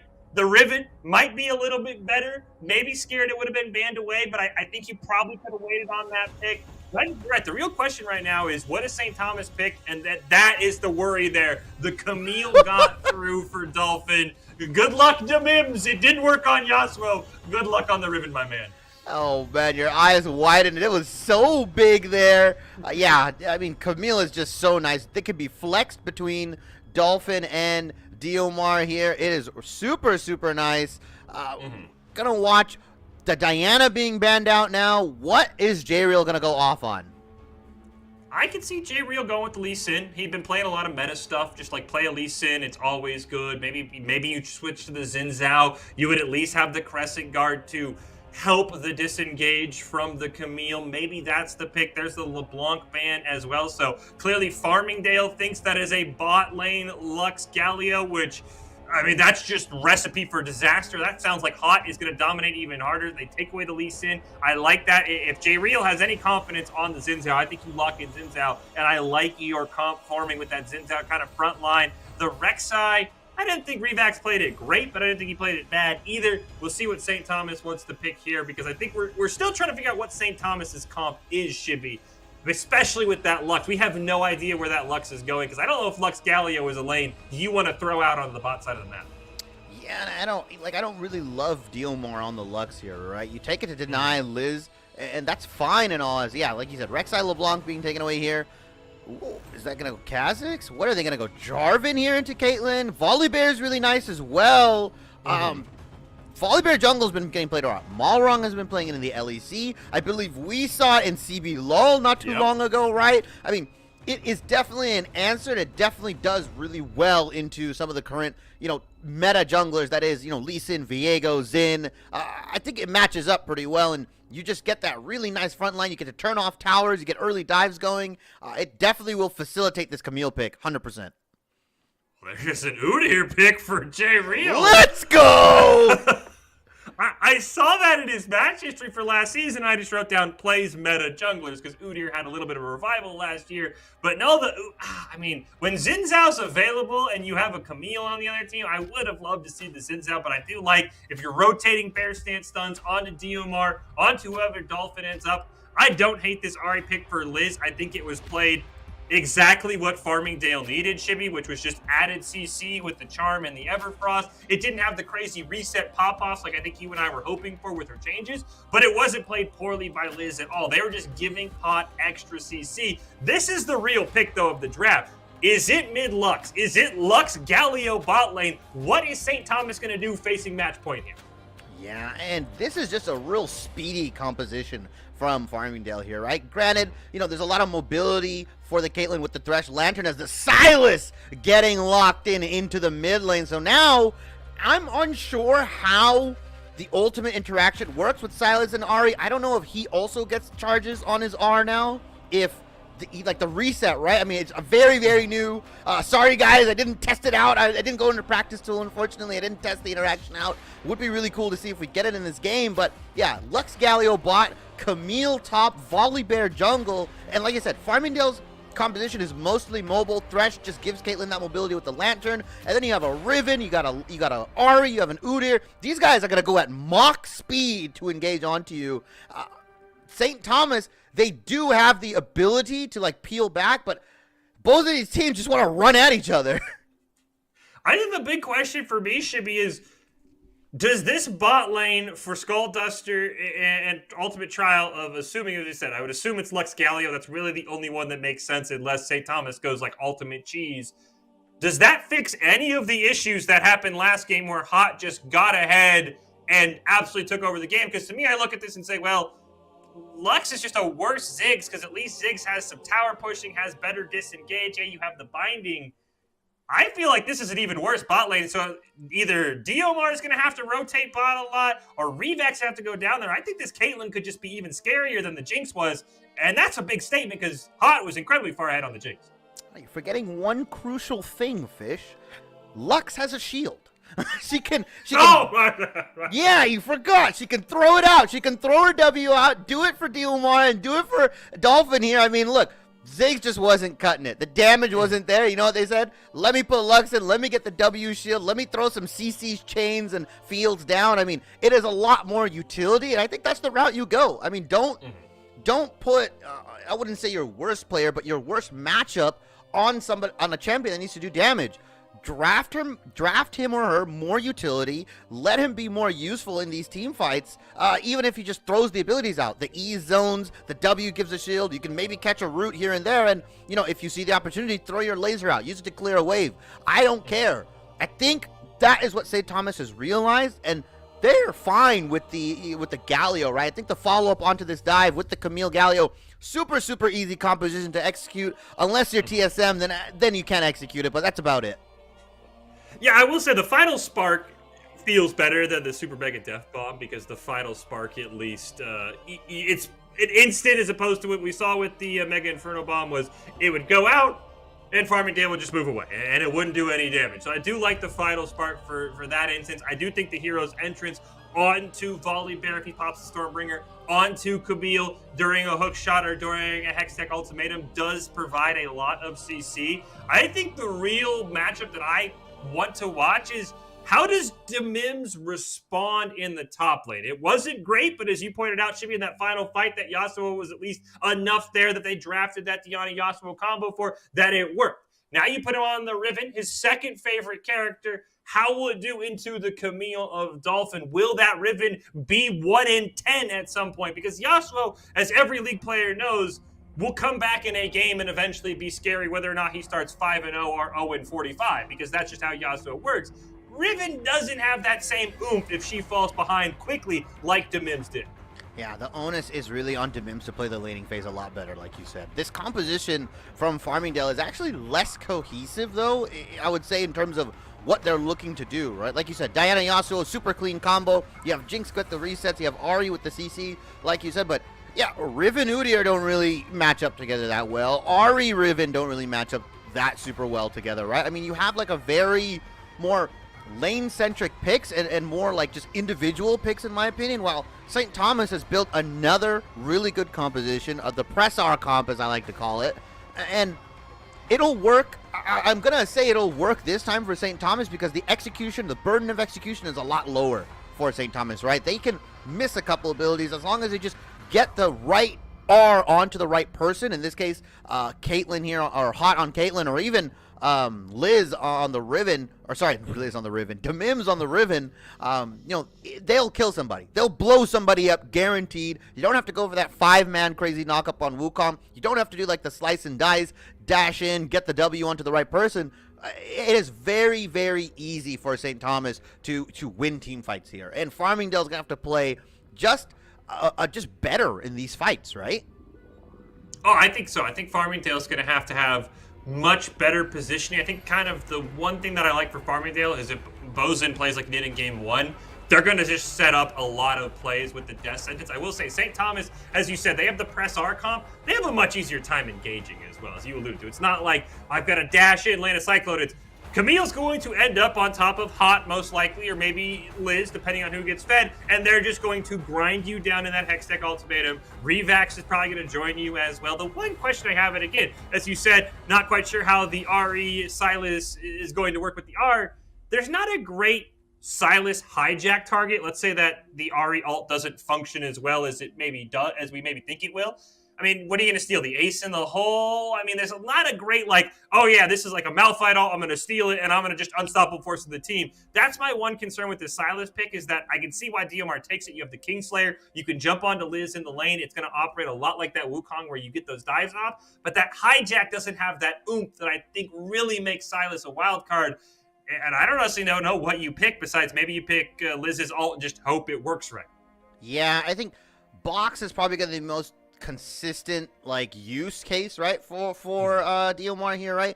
Gonna dash in, just set his team up for more success, right? Hextech ultimatum into blocks, you're definitely not getting out of that. Like, there's no way you leave that. Even if you can get it onto Demims here as well. Yeah, I really want to see how this Ahri interaction works, because if he can get the resets, right, and he does get more charges of Foxfire, that is really, really scary, because then you just give Silas an extra 3 dashes along with his apprehend, along with his extra E, and he could just go on to you, Kingslayer, like you said. So, gonna see how this works out. Yeah, I would definitely expect DMR to at least try it once and be like, all right, do I get a kill here? And if I get resets, I mean, that is by far the best choice, if you can get a reset dash onto Silas, because that's one of his main issues, right? Getting in. I think the other thing, you talked about it in game one. You thought Farmingdale should go for the early invade. They end up getting invaded by St. Thomas. The Mims a little bit out of position in the top side. Now that Farmingdale has the lead, do you think they play safe in the early game, or do you think they try and really stomp it into St. Thomas in the lanes, like maybe the bot lane, or maybe they go jungle hunting for revags?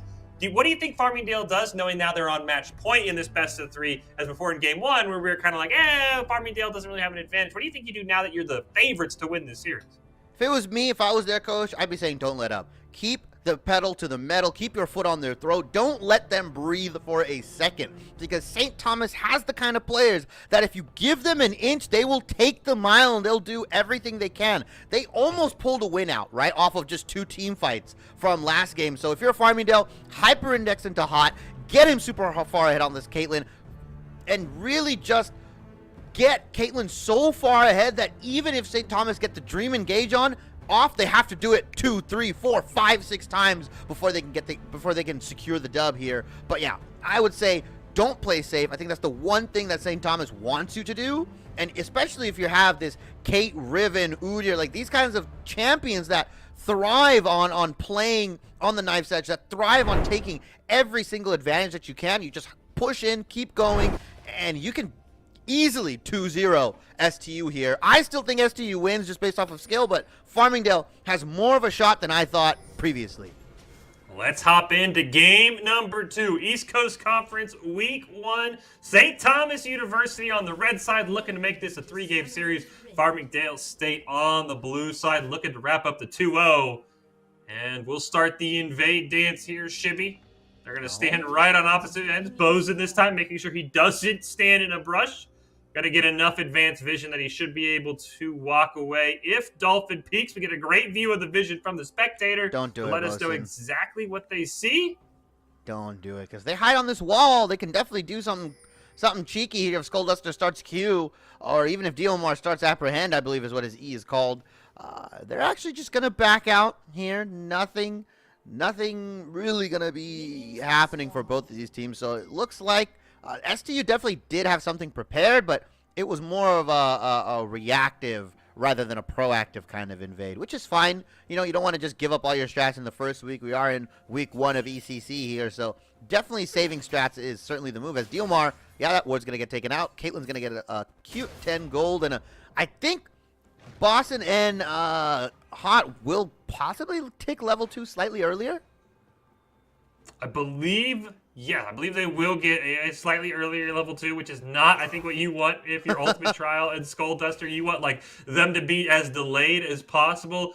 It is interesting. I mean, look how safe this St. Thomas bot lane is, right? You have the barrier on the Lux. You have the heal on the Galio. I mean, this is a sign that they are going to just try and play Do Not Die Simulator for the first 15 minutes. Try and stay alive. But I think the one thing that Farmingdale did really well that you and I talked about, Chibi, is they got early dragons. You pointed out it was a 23-minute soul. Took them a little longer because they lost that 4th dragon.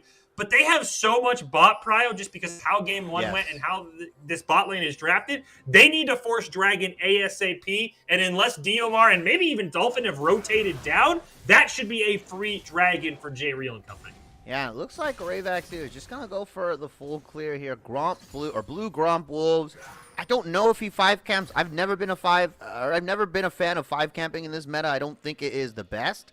But, you know, maybe just going to go for red and look for a gank. Udyr here going to have a way faster full clear.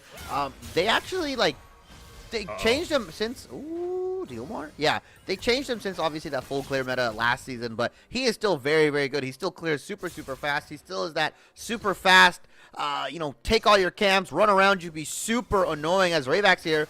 Uh-oh, Demims, you've been here before. Hook shot. It's not going to land the stun, but Demims is quickly going to realize that he is caught. He's going to get stunned despite the flash away, but it looks like they'll trade a flash for a flash. Wiz gets dived under tower. The ignite was there. The dash, as you mentioned, Shibby, as soon as that comes up for Diomar, the abduct is going to just land you on the list. And it plays a lot like Wukong, right? You don't have the Cyclone, but you have the ability to engage on this Hari and just use the skill advantage that Diomar has to pick up kills. Yeah, and just Diomar wins those trades immediately. Even if Liz tries to trade back, Kingslayer heals so much here. Although Ari did, like I said, get some changes. Her healing did get adjusted. She gets more as J-Real. Here comes the bear stance flash! Nice stop on the hook shot. The knockup from the Q3 from the Mims. Smack it's him up! a great kill. Revax just runs away. I think you just disengage here if you're Farmingdale. That's a great trade. Hey, the Mims, we said it with a Yasuo Riven 2 trick. They played that Riven perfectly to stop the hook shot escape from Dolphin. And I'm an Udyr enjoyer, Fish. I love that champion. He's one of my favorite champions to play, regardless if he's meta or not. And just flash bear slapping, getting all that early damage down, getting that cone damage down. I think they realize that if the Mims doesn't get at least a little bit of help, Ravax and Dolphin are just going to try to completely shut him down. And now, what is the strategy from Ravax here? Where does he go? Does he go with Diomar? Does he just get him super far ahead? Does he try to help Dolphin? Does he try to help the bot lane? Like, what's going to happen here, Fish? Bot lane should not exist for Revax. and I just don't see a way, even in a 3v2, with how they drafted this comp of Trial and Skull Duster. It's not a kill lane. It's a disengage lane. I don't think they have enough damage, and I think if you 3v2 versus Hot and Bosun, there's a chance you give him a triple kill. The death sentence is going to land. Woo! The Justice Punch Away will not matter. It's a headshot for Hot, and that's exactly why Revax should pretend the bottom side of the map does not exist for him. Yeah, that was very, very well executed from Hot and Boston here. And Caitlyn also has the cleanse here as well. So even if she gets jumped on by all the CC, she can at least cleanse a stun here and there and look to play safe. Yeah, I don't know. I think it's going to be up to Diomar really to just stomp this lane in and really use that Silas roam if he can. Take the Ahri ultimate, go top, or go maybe bottom if you really want to pick up some kills here. But yeah, Skull Duster and Trial here, I would say they're doing better than they did last game. They didn't die as much. They're not down in so much CS like last time. I mean, it is about a 12 CS lead for Caitlyn as opposed to the 40 that we panned over last time. Mm-hmm. Yeah, it's a little bit closer, and again, it's a little bit more of a conservative lane. I mean, the Dragon is up. I'd like to see J-Real and company pull that trigger immediately. J-Real's on the other side of the map. This is the one lane, as you see, Diomar's going to jump in under tower with the Ignite. Liz is going to go down. And now this Silas is becoming a problem. I don't think you need a gank for this Silas, Shippy. I think now Revax might be saying, where do I go? Because you can try and help Dolphin, but the Mims is trading a lot better than he did in game one. But Diomar doesn't need help. And, I mean, worst case, no offense to Revax, but the worst thing he can do if he ganks mid is actually steal a kill away from the Silas. Yeah, I think you just look to farm up. Maybe use your mid and top to try to secure Heralds here. Get gold early onto your individual carries. I don't think you'd give up all the drags like you did last time. You don't give up the first 3 and then try to play for soul point and force fights there. I think you contest them early. Maybe not the first dragon because of the way your bot lane's playing right now, but definitely by second dragon, you should definitely try to contest them. Use your flanking. Use the people on your team to get them farther ahead and just delay this early dragon stacking, as it is going to be a Hextech dragon as the first one. So potentially, like you said, it could be Cloud Soul, Earth Soul, or sorry, Mountain Soul, or even Infernal here. All of them are pretty good for the side of FSC, right? The go fast if they get the Cloud Soul would be really nice for everybody other than, I guess, Udyr. But he even gets nice additives for his stances. He can stand switch faster, essentially. Well, it won't be the Cloud Soul, as it is Cloud Dragon second. So, I mean, I know you're trying to defend Cloud Soul, Shippy. You're really trying, but everybody knows that it is Infernal, Mountain, and Ocean that you want to see. Those souls are so powerful. That'll be one of the 3 as Liz has popped the ult, going to dash in, lands the charm, but Liz quickly realizing the Silas is going to be a problem. And this is how I expected the Wukong matchup to play out, as here comes Revax. They're going to look to dive this. Ahri does not have flash, does not have the ult. Will simply just disengage in their tier 2 tower. J-Real is coming in. I look for the bear stance stun onto Silas. They're both going to miss their CC. Diomar, they're going to use the abduct. We're going to see how it works in real time. He'll get 1 dash away. Revax now going to get stunned. Revax has the Stormbringer. There's the dashes for Diomar, but he gets charged. Oh, he does Deals get the up reset. with the triumph. And he barely stays alive. So we get the confirmation that he will get the resets, and they play that one perfectly, though a bit edgy as the Mims looking for a kill with the Blade of the Exile, but Liz picked it up instead. It's Diomar who stays too long this time. Yeah, he took kind of the greedy way out and pays with his life, but 3-1 Diomar right now. Oh, as Ravax is dead. He's just going to take down. Oh! No! What a play! He gets the shield from the sky. Oh my gosh. Wow. He gets the shield from the Sky Splitter to live the Ignite. All right, Revax is here to play now, Shibby.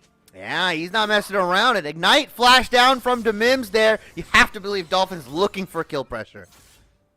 Dolphin even has the slight level advantage over Demims, even though Demims has the assist and a pretty much even on CS, so there is a way pushing into him. But Rift Herald is up, and this is the objective that I'll be honest, I expected STU to dominate because of their prowess in the mid and top lane. As Demims eats an Ignite. Yeah, Dolphin was like counting his chickens before they hatch. He mid hook shot, he ignites him. As J-Real, oh, Dolphin is dead. Maybe Dolphin, he gets a kill, though. Shots gonna kill Demims, though.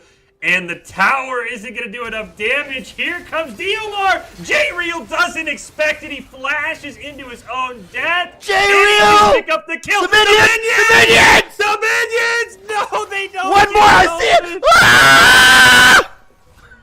Oh my gosh. 24 HP is now. Diomar is going to jump right on top of Liz. Yeah, this is what you expected, right, Chippy? This is the game we thought we'd see in Game 1, where Dolphin and Diomar are just going to make magic happen across the map, and Liz is not going to have a very fun time. Yeah, after all that action, after all that tense, you know, my heart is beating. I'm going to have a heart attack here, Fish. Revax got to go and take the Herald here before 14 minutes here. Dragon coming up in a minute and a half, and, you know, if STU wants to give this, they can, but they definitely cannot give third or fourth, in my opinion. I mean, obviously, clearly can't give fourth, but if they do the same strat where they give the first 3 dragons and try to force on the fourth, I think they'll just pay with it because the best 3 dragons remaining are the ones up for Soul, right?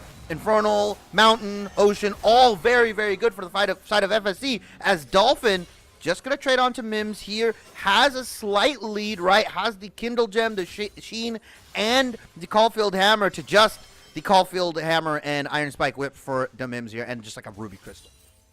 This game, despite Dim's scoreline being better than last game, he feels more behind, Shippy. He feels like he can't do anything on this ribbon as a hookshot almost lands. The stun will, but Demims quickly realizes Revax is in pursuit. Now he's going to have to kite around with the ribbon mobility, but Dolphin and Revax are going to find him very quickly. Bosun is here with the lantern. Whoa! The hookshot stops it at death sentence. Plus a flay, the hero's entrance is coming in, and here's Diomar from the other side of the map. Bosun will lose his life, as any good support will, but Demims getting a bit greedy here.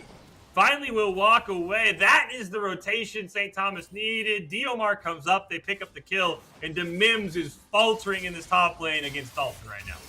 Yeah, oh, he might just die here. Hextech Ultimatum is up as soon as well. Ignite is up too. Yeah, you just got to back out. That's not your turn anymore. Revax.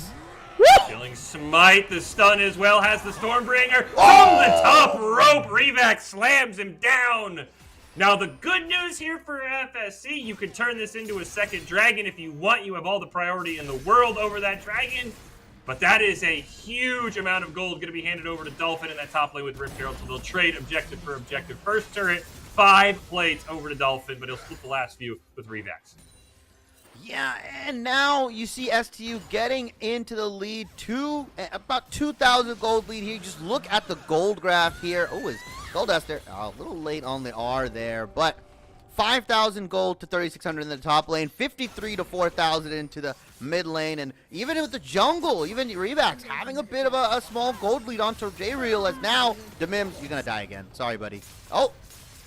Ignite comes through. The Hextech Ultimatum is there for Dolphin. Liz, I don't know if this is a 2v2 you win as the tier 2 top lane turret goes down. And this was my one concern from the draft is Diomar did jump back in to go back up to the top lane. He's not going to find much of anything. Dolphins waiting by the blue buff, but we'll start the back. Demims and Liz. Okay, they're finally going to back off. They will walk over a ward, though, will Liz, but I don't think that's going to stop the backs. And this was my one concern, Shibby, with the draft. Yes, the Renekton was scary, but it was not as scary as I thought the Camille was, and I don't know if I agree with letting the Camille through onto Dolphin because he is popping off with this champion early on. Despite the scoreline not reflecting it, he's already got 2 towers down, and plates haven't even fallen yet. And Camille just scales way, way better than Renekton, right? I mean, hit that 4 item, 5 item, 6 items. Like, this Camille's going to 2-shot you if you're Caitlyn, 2-shot you if you're Ahri. Like, there's going to be nothing really they can do about it unless they turn all their attention here as, yeah, I don't know if you can still fight him, Trial and Destiny. That, I mean, just farm. Just farm. Don't give Hot 5 kills like you did last game. Don't let him get super far ahead, and just let Diomar and Dolphin take this as Diomar wants to pick up some kills. He's hungry. Diomar's going to come down. The ace in the hole will go out. The death sentence is on cooldown. He's going to jump right on top. The final spark will pick up the kill. Use the hijack onto the box. Bosun, I don't think you're getting away. Justice Punch going to land there. It's just simply too much CC. Diomar rotates down perfectly. Meanwhile, in the top lane, the Mims is dead once again. Revax has been camping up there and putting Dolphin ahead. And I think Liz and J Real might want to run away here, especially with the box up on Diomar. Yeah, I mean, they have a lot of good disengage on the side of STU here. They're probably going to try to pick up this dragon. If not, keep J Real off of it. Okay, never mind. I slide. The dragon isn't up. It is Infernal Soul here, but now... Ooh. Caught him on a ward. You had the shop open. You never back with the shop open, Shibby, because that'll happen to you.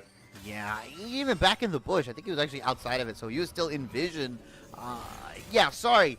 They're probably going to try to now deny J-Real from these dragons and just deny FSC from getting that soul point, specifically because it is Infernal Drake, I think the best soul in the game right now. So definitely Dolphin and Diomar are far ahead enough to start doing that. I think they just start grouping and taking objectives. For now, they'll be content on farming, setting up vision, looking for picks, letting Diomar just roam free here as a TP actually comes in. Here comes Dolphin. Diomar can't quite land the E2. Dolphin's going to jump in. Where's the Hextech ultimatum? J-Real going to have to lantern away. I've seen this movie before, and it doesn't end well as Diomar's going to jump onto J-Real. Here's entrance. Going to come in. Bosun forced the flash away as well. Hook shot onto Hot. Looking for the Hextech ultimatum. It's up in a few seconds. J-Real tries to save his AD carry and goes down in defense. And that is exactly what you were talking about, Shibby. Just group up as one. No one can stop you on this Camille. And you can just easily get priority over this dragon that's up in 90 seconds. Yeah, now you just see Demims. He can't really do anything, right? He didn't take the TP, can't do it. And it has the Ignite Flash, which was supposed to be used to dominate lane, right? That's what you use Ignite for. Unfortunately, STU Dolphin doesn't get punished for not taking Flash or any kind of movement summoner spell. Yeah, it has the hook shot. And we only saw J-Real kind of go up there once with the Flash Bear Slap. Finishes his Chem Tank here as well. Mythic's coming out on both sides 16 minutes into the game. And STU is looking in a really commanding spot right now. Maybe Demins tries to get the 1v1 onto Dolphin here, but I doubt it. They're going to play unfair. 2 levels down. They're both 2 levels down. I don't know if they win this as the hook shot is able to land. The bear stance is going to land as well. The stun will be popped. Hextech ultimatum going to be used onto J-Real, but the CC is just simply too much. Dolphin will go down. Nearly cost J-Real his life. And he should be able to heal enough up in the jungle if he wants to contest this dragon. But with Diomar down there, Liz will land the charm. Liz is dead the moment Diomar goes in, though. Yeah, Liz has to preemptively R away here, fearing for their life. Diomar, now you have no ultimate. Galio and Volibear are here. Yeah, they're going to get this tower. It's pretty much for free. Burning Ahri's ultimate here. Diomar just had to literally just walk at him menacingly. And Diomar just left. Or sorry, Liz just left. Liz after the game 1 is like, I can deal with the Wukong dive. I mean, the Silas not so much as Demims does pick up one, the ace in the hole, plus the death sentence going to force the flash from Skull Duster. But as you said, the dragon priority is going to go to St. Thomas as Diomar is basically holding it down. Revax and Ultimate Trowel are going to pick up their first dragon of the game and at least slow down the Infernal Soul clock a bit for Farmingdale. Oh, I think it's going to be super difficult for FSC here to even try to get these dragons. Liz, you're dead. I just think you're dead, right? Yeah. You're dead. Yeah, there's nothing to even call there. It's as soon as the stun lands from Diomar onto Liz, dead. Death. Yeah, stun into Everfrost, into I can hijack your ultimate if I really need to chase you down, but I won't. I'm just going to slap you up with these whips and chains. It's not Rihanna on the side there. It's just Ahri dead. I don't know if anyone can match Dolphin, and now I'm worried if anyone can match Diomar. And I don't know if it's the way that St. Thomas would want to win. I would think with these players so far ahead, especially Diomar, that you could just team fight. But if you just go a Dolphin Diomar split push, I'm not confident outside like a 3v1 that FSC wins those as Bosun looking for a death sentence. I will say, shout out to the SDU bot lane.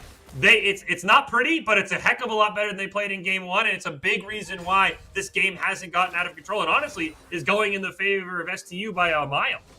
Yeah, I mean, they played a lot more conservatively, a lot safer, and they just had better picks across, I think, in the top and mid lane. I think SDU were just kind of feeling themselves, like, we're just better players, we'll just win with this kind of composition as the fight breaks out in the Dragon.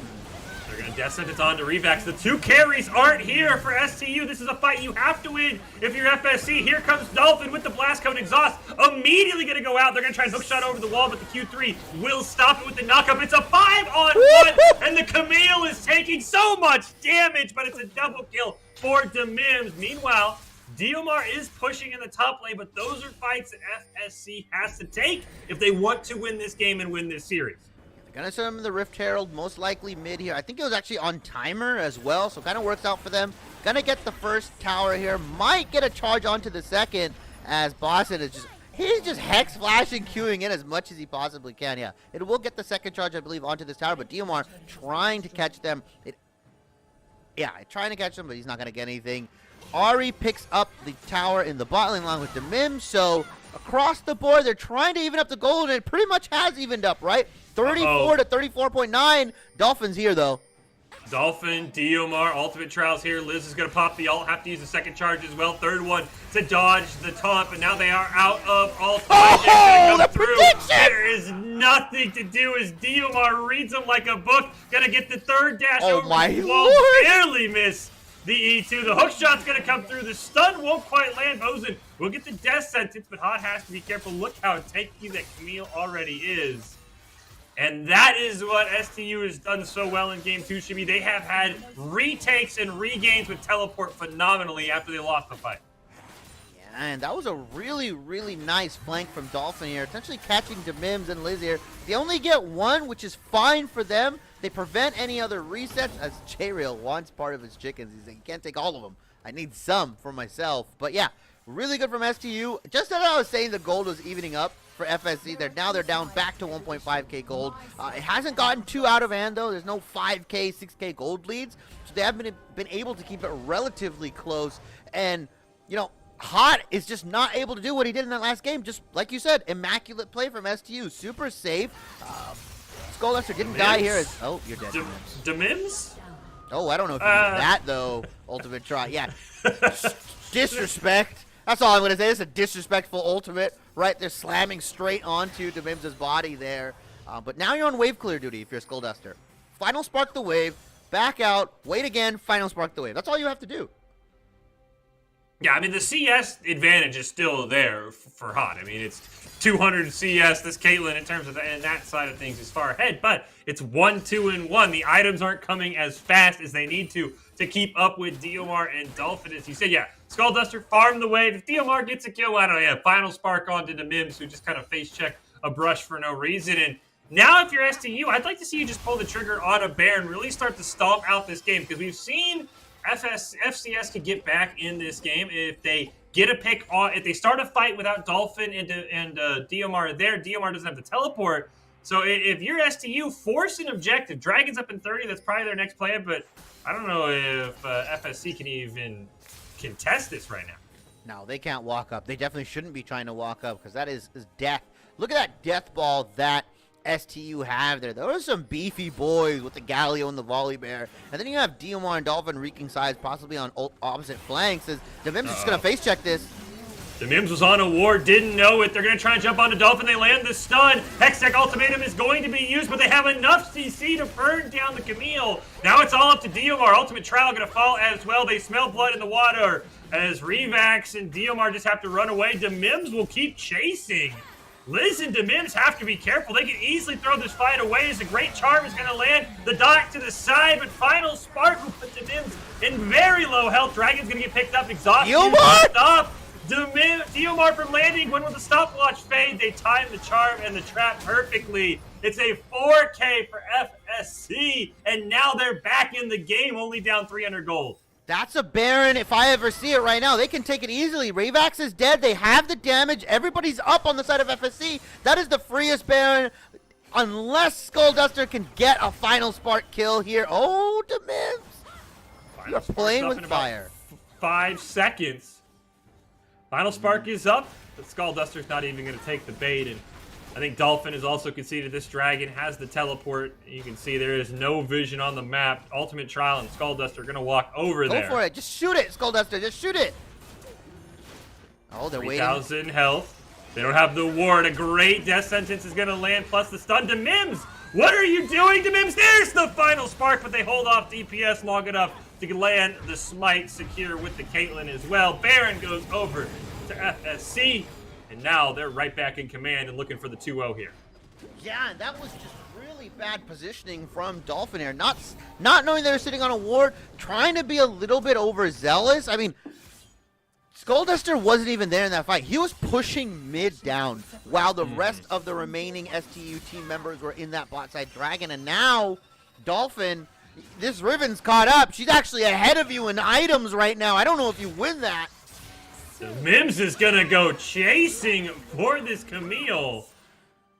Unfortunately, will fail the Q3 over the wall, and Bosun was right behind as well. Yeah, I think the big problem here for STU, Shibby, is Dolphin is, struggling a bit. A lot of those early ganks from Revax ended up going over to the volley bear. You see there, 1, 4, and 5. Diomar is going to jump onto Liz. We've seen this story before, and it's deja vu, Shibby, as Liz will go down. Diomar picking up his 7th kill of the game. The lone shining star for STU in this game is keeping them alive in the top side of the map. Hey, don't knock Skullduster here, man. It's 3-0-1 on this Lux. I mean, he does do some damage. Definitely a lot more than usual, at least we've seen from last game. And now he's here to support Dolphin here, trying to stave this push off. This Baron so far has not netted them any gold right now. So very good from STU to at least stop this Baron push in its tracks, at least for now. Ult's going to be popped there by Demims. Yeah. And Diomar has backed. They're going to walk right into a 5-man here. Liz is up, has the Unleashed teleport if they really want to. They're just trying to stay in range so that Baron empowered cannon minion will stay out of tower range and be able to get some chunk damage on the tower, so the wave will reset aggro. It is a full 5-man here for STU. Liz is still a ways away. Descent is going to land onto Dolphin. There's the teleport from Liz on the back line. We get a full 5-man here. Diomar is going to disengage. Is he going to leave the rest of his team to push? It looks like it, but now the engage is coming in.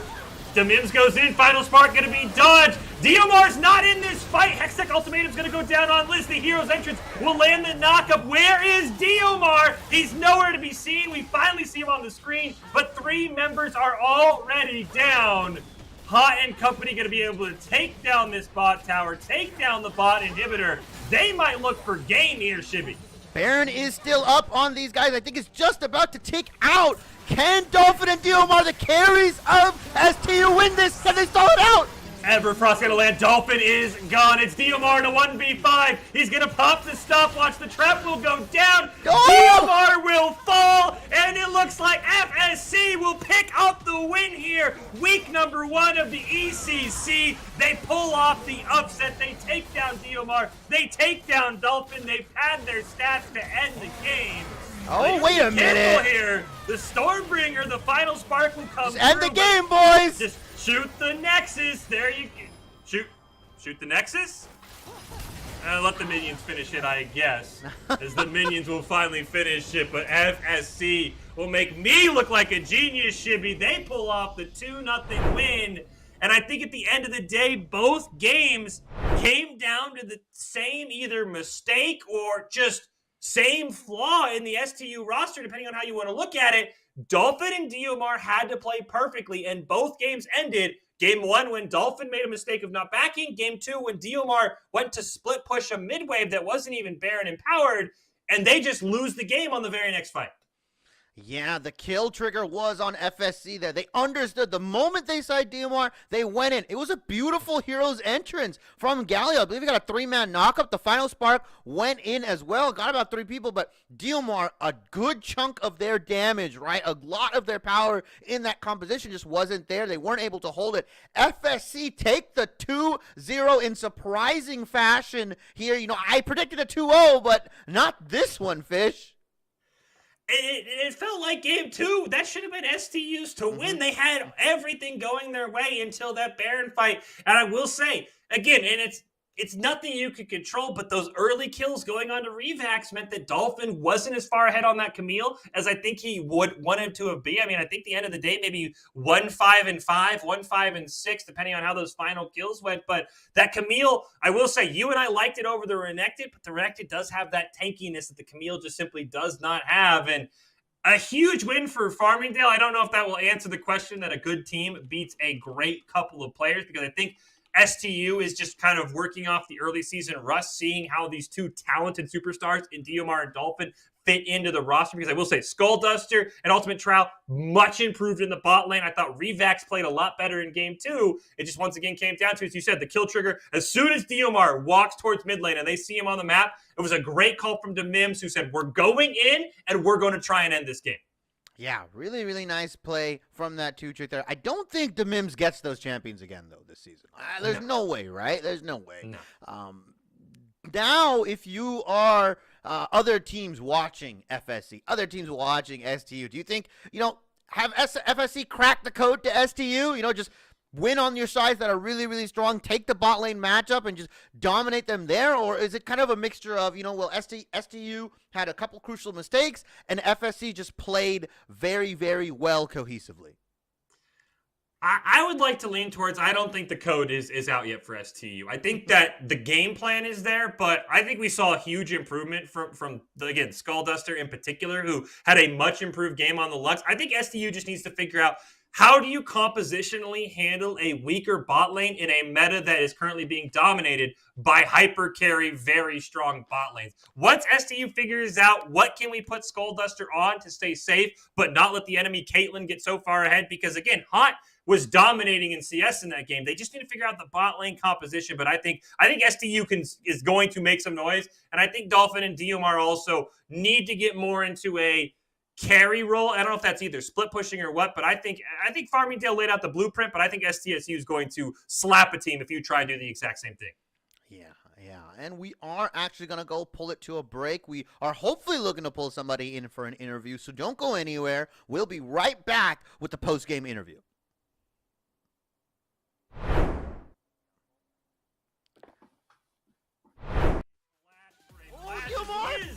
Gets dived under tower. So much here. Although Ari did, like I said, get some changes. Our healing did get adjusted. She gets more as J-Real. Here comes the bear stance flash. Nice stop on the hook shot. The knockup from the Q3 from the Mims. J-Real's on the other side of the map. This is the one lane, as you see, DMR is going to jump in under tower with the ignite. Liz is going to go down. J-Real. Oh, Dolphin is dead. Maybe shots gonna kill the Mims though, and the tower isn't gonna do enough damage. Here comes Diomar. J-Real doesn't expect it. He flashes into his own death. J-Real! Pick up the kill. The minions! The minions! No, they don't. One more, I see it! Ah!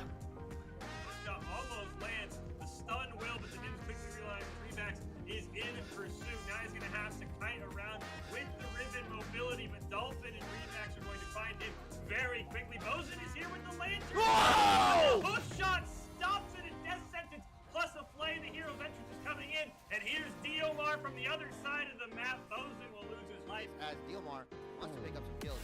Diomar is going to come down. The ace in the hole will go out. The death sentence is on cooldown. He's going to jump right on top. The final spark will pick up the kill.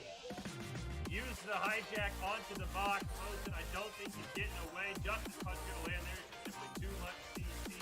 DMR rotates out perfectly. Meanwhile, in the top lane, the might break down into Dragon. Death sentence on to Revax. The two carries aren't here for SCU. This is the fight you have to win if you're FSC. Here comes Dolphin with the blast code exhaust. Immediately going to go out. They're going to try and hook shot over the wall, but the Q3 will stop it with the knockup. It's a 5-on Mims was on a ward, didn't know it. They're going to try and jump on the Dolphin. They land the stun. Hextech Ultimatum is going to be used, but they have enough CC to burn down the Camille. Now it's all up to Diomar. Ultimate Trial going to fall as well. They smell blood in the water as Revax and Diomar just have to run away. The Mims will keep chasing. Liz and DeMims have to be careful. They can easily throw this fight away as a great charm is going to land. The dot to the side, but final spark was the DeMims in very low health. Dragon's going to get picked up. Exhausted. Stop. Diomar from landing. When will the stopwatch phase? They timed the charm and the trap perfectly. If they just seem to push. It looks like it, but now the engage is coming in. DeMims goes in. Final spark going to be dodged. Diomar's not in this fight. Hextech Ultimatum is going to go down on Liz. The hero's entrance will land the knockup. Where is Diomar? He's nowhere to be seen. We finally see him on the screen, but 3 members are all the carries of ST to win this. Can they stall it out? Everfrost gonna land. Dolphin is gone. It's Diomar to 1v5. He's gonna pop the stopwatch. The trap will go down. Diomar will fall, and it looks like FSC will pick up the win here. Week number 1 of the ECC. They pull off the upset. They take down Diomar. They take down Dolphin. They've had their stats to end the game. Oh, wait a minute. Here. The Stormbringer, the final spark will come. End the game, boys. Just shoots the Nexus. There you go. Shoot the Nexus? Let the minions finish it, I guess.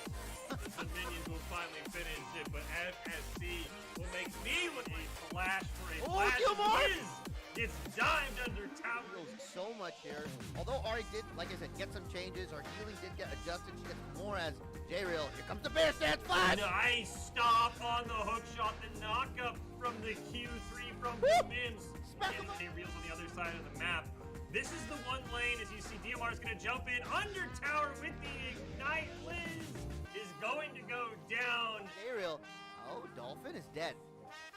Maybe gets a kill, though. Shot's going to kill the Mims, though.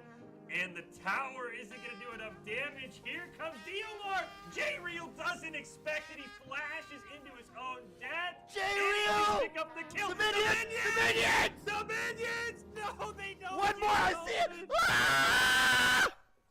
The hookshot almost lands. The stun will, but the Mims quickly realizes Revax is in pursuit. Now he's going to have to kite around with the ribbon mobility, but Dolphin and Revax are going to find him very quickly. Bosun is here with the lantern. Whoa! The hookshot stops it at death sentence, plus a play. The hero's entrance is coming in, and here's Diomar from the other side of the map. Bosun will lose his life. As Diomar wants to pick up some kills, he's hungry. Diomar's going to come down. The ace in the hole will go out. The death sentence is on cooldown. He's going to jump right on top. The final spark will pick up the kill.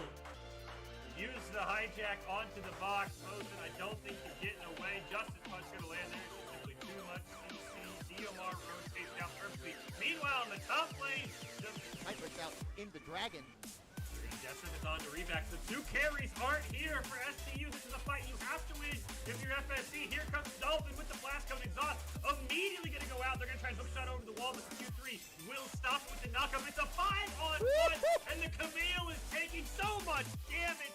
The Mims was on a ward, didn't know it. They're going to try and jump on the Dolphin. They land the stun. Hextech Ultimatum is going to be used, but they have enough CC to burn down the Camille.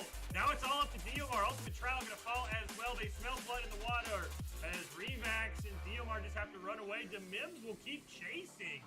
Liz and DeMims have to be careful. They can easily throw this fight away as a great charm is going to land. The dot to the side, but final spark will put DeMims in very low health. Dragon's going to get picked up. Exhausted. Stop. Diomar from landing. When will the stopwatch fade? They timed the charm and the trap perfectly. If they just seem to push. It looks like it, but now the engage is coming in. DeMims goes in, final spark gonna be done. Diomar's not in this fight. Hextech Ultimatum is gonna go down on Liz. The hero's entrance will land the knockup. Where is Diomar? He's nowhere to be seen. We finally see him on the screen, but 3 members are all the carries of ST to win this. Can they stall it out? Everfrost gonna land. Dolphin is gone. It's Diomar to 1v5. He's gonna pop the stopwatch. The trap will go down. Diomar will fall, and it looks like FSC will pick up the win here. Week number 1 of the ECC. They pull off the upset. They take down Diomar. They take down Dolphin. They've had their stats to end the game. Oh, wait a minute. Here. The Stormbringer, the final spark will come. End the game, boys. Just Shoot the Nexus. There you go. Shoot the Nexus. Let the minions finish it, I guess. As the minions will finally finish it, but FSC will make me look like a flash for a flash. Liz gets dimed under tower. Feels so much here. Although Ari did, like I said, get some changes. Her healing did get adjusted. She gets more as J-Real. Here comes the bear stance flash. Nice stop on the hook shot. The knockup from the Q. Welcome back into the Esports EU Network here. Fish and Pwn Star should be putting the finishing touches on our first game here with the East Coast Conference. It was week number 1. Farmingdale State pulling out the win over St. Thomas University, should be. And now we're going to be joined by the team captain, the jungler for Farmingdale, Jay Real, to talk to us about the victory. Yeah, first question, Jay Real. Going into this matchup, I had you pinned as underdogs. Right? I'm going to be honest. And I would say a lot of people may have had you pinned as underdogs. What is your strategy going into a team, going against two, very high-ranked players, some recognizable names in Diomar and Dolphin? Was it more sticking to your game plan and knowing what you guys do really well, or was it, we have a really huge advantage in this bot lane and jungle matchup of yourself? Was that kind of what you tried to focus in on? Yeah, we tried to stay to our game plan. We knew our bot lane was like really good. They were just winning through CS for the most part. And I mean, when they played aggressively, they kind of canceled out their bot lane. Dolphin and Diomar, like, they're really dangerous people. They're really good. And, we tried to play a little bit more respectful towards them, but in the end, it worked out for us. So. And Jay Real, as the team captain, how did you guys handle the slow starts for your solo lanes? The Mims had a bit of a rough game 1. Liz had a rough game 2. And as you said, Diomar and Dolphin were the scary targets. So how did you guys in game stay calm and collected when it looked like Dolphin and Diomar might take over a game early on? Even when they were ahead, I especially would tell them, hey, look, guys, don't worry about it. They're ahead right now. Like, our balance, doing really good. We're getting all the objectives, the Drakes and stuff. Like, we have nothing to worry about. We just got to play our long game and we can win. We just got to play as a team and we got this. Yeah, and, as a jungle main myself, you definitely did pick some, I wouldn't say unconventional junglers, but more of the junglers that are not in favor right now. Is that more of a comfort thing for you? I mean, what is going through your head when you're saying, lock me in this Udyr. I know I can do damage. I love that champion, and I obviously love when it's in meta, but you did really, really well into it. Was it just like a volley bear counter, or was it just, this is an Udyr game, just give it to me?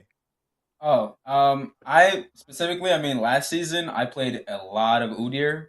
I had like a 75% win rate on Udyr, and I had like 70+ games, and I knew like the matchup already against Volibear, and I knew my job. I'm just going to be a front line, be annoying for them to play the game, and I'm playing the John Deere.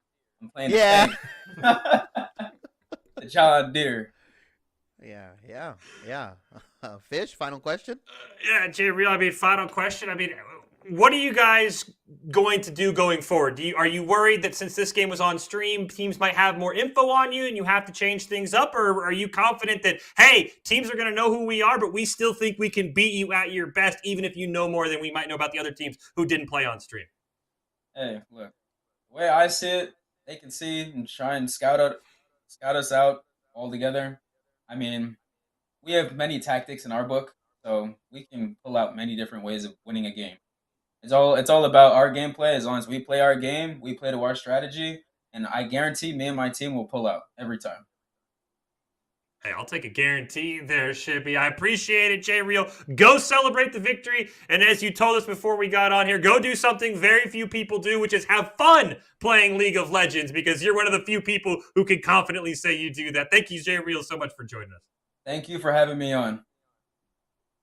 There is Jay Real of Farmingdale State. Again, should be very impressed that anyone can have fun playing League of Legends in 2022. I think I stopped having fun after about Game 5 10 years ago, but that will do it for us here tonight. Congratulations to Farmingdale State picking up the first win of the season in the East Coast Conference. And you heard Jay Real there. It doesn't matter if you scout us. He's confident. He guarantees his team's going to pull it out in the end of the day because they have the superior tactics. But I think St. Thomas is going to scare some teams. Again, that will do it for us here tonight. Make sure you come back on Monday for more Esports U Network action. Big shout out to you, Shibby. Big shout out to production, everything, making sure we look and sound good, getting through every crazy thing that's happening nowadays. And thanks to the two teams as well for having some spectacular League of Legends. That'll do it for us tonight. Come back Monday for more action. Have a great weekend, everybody.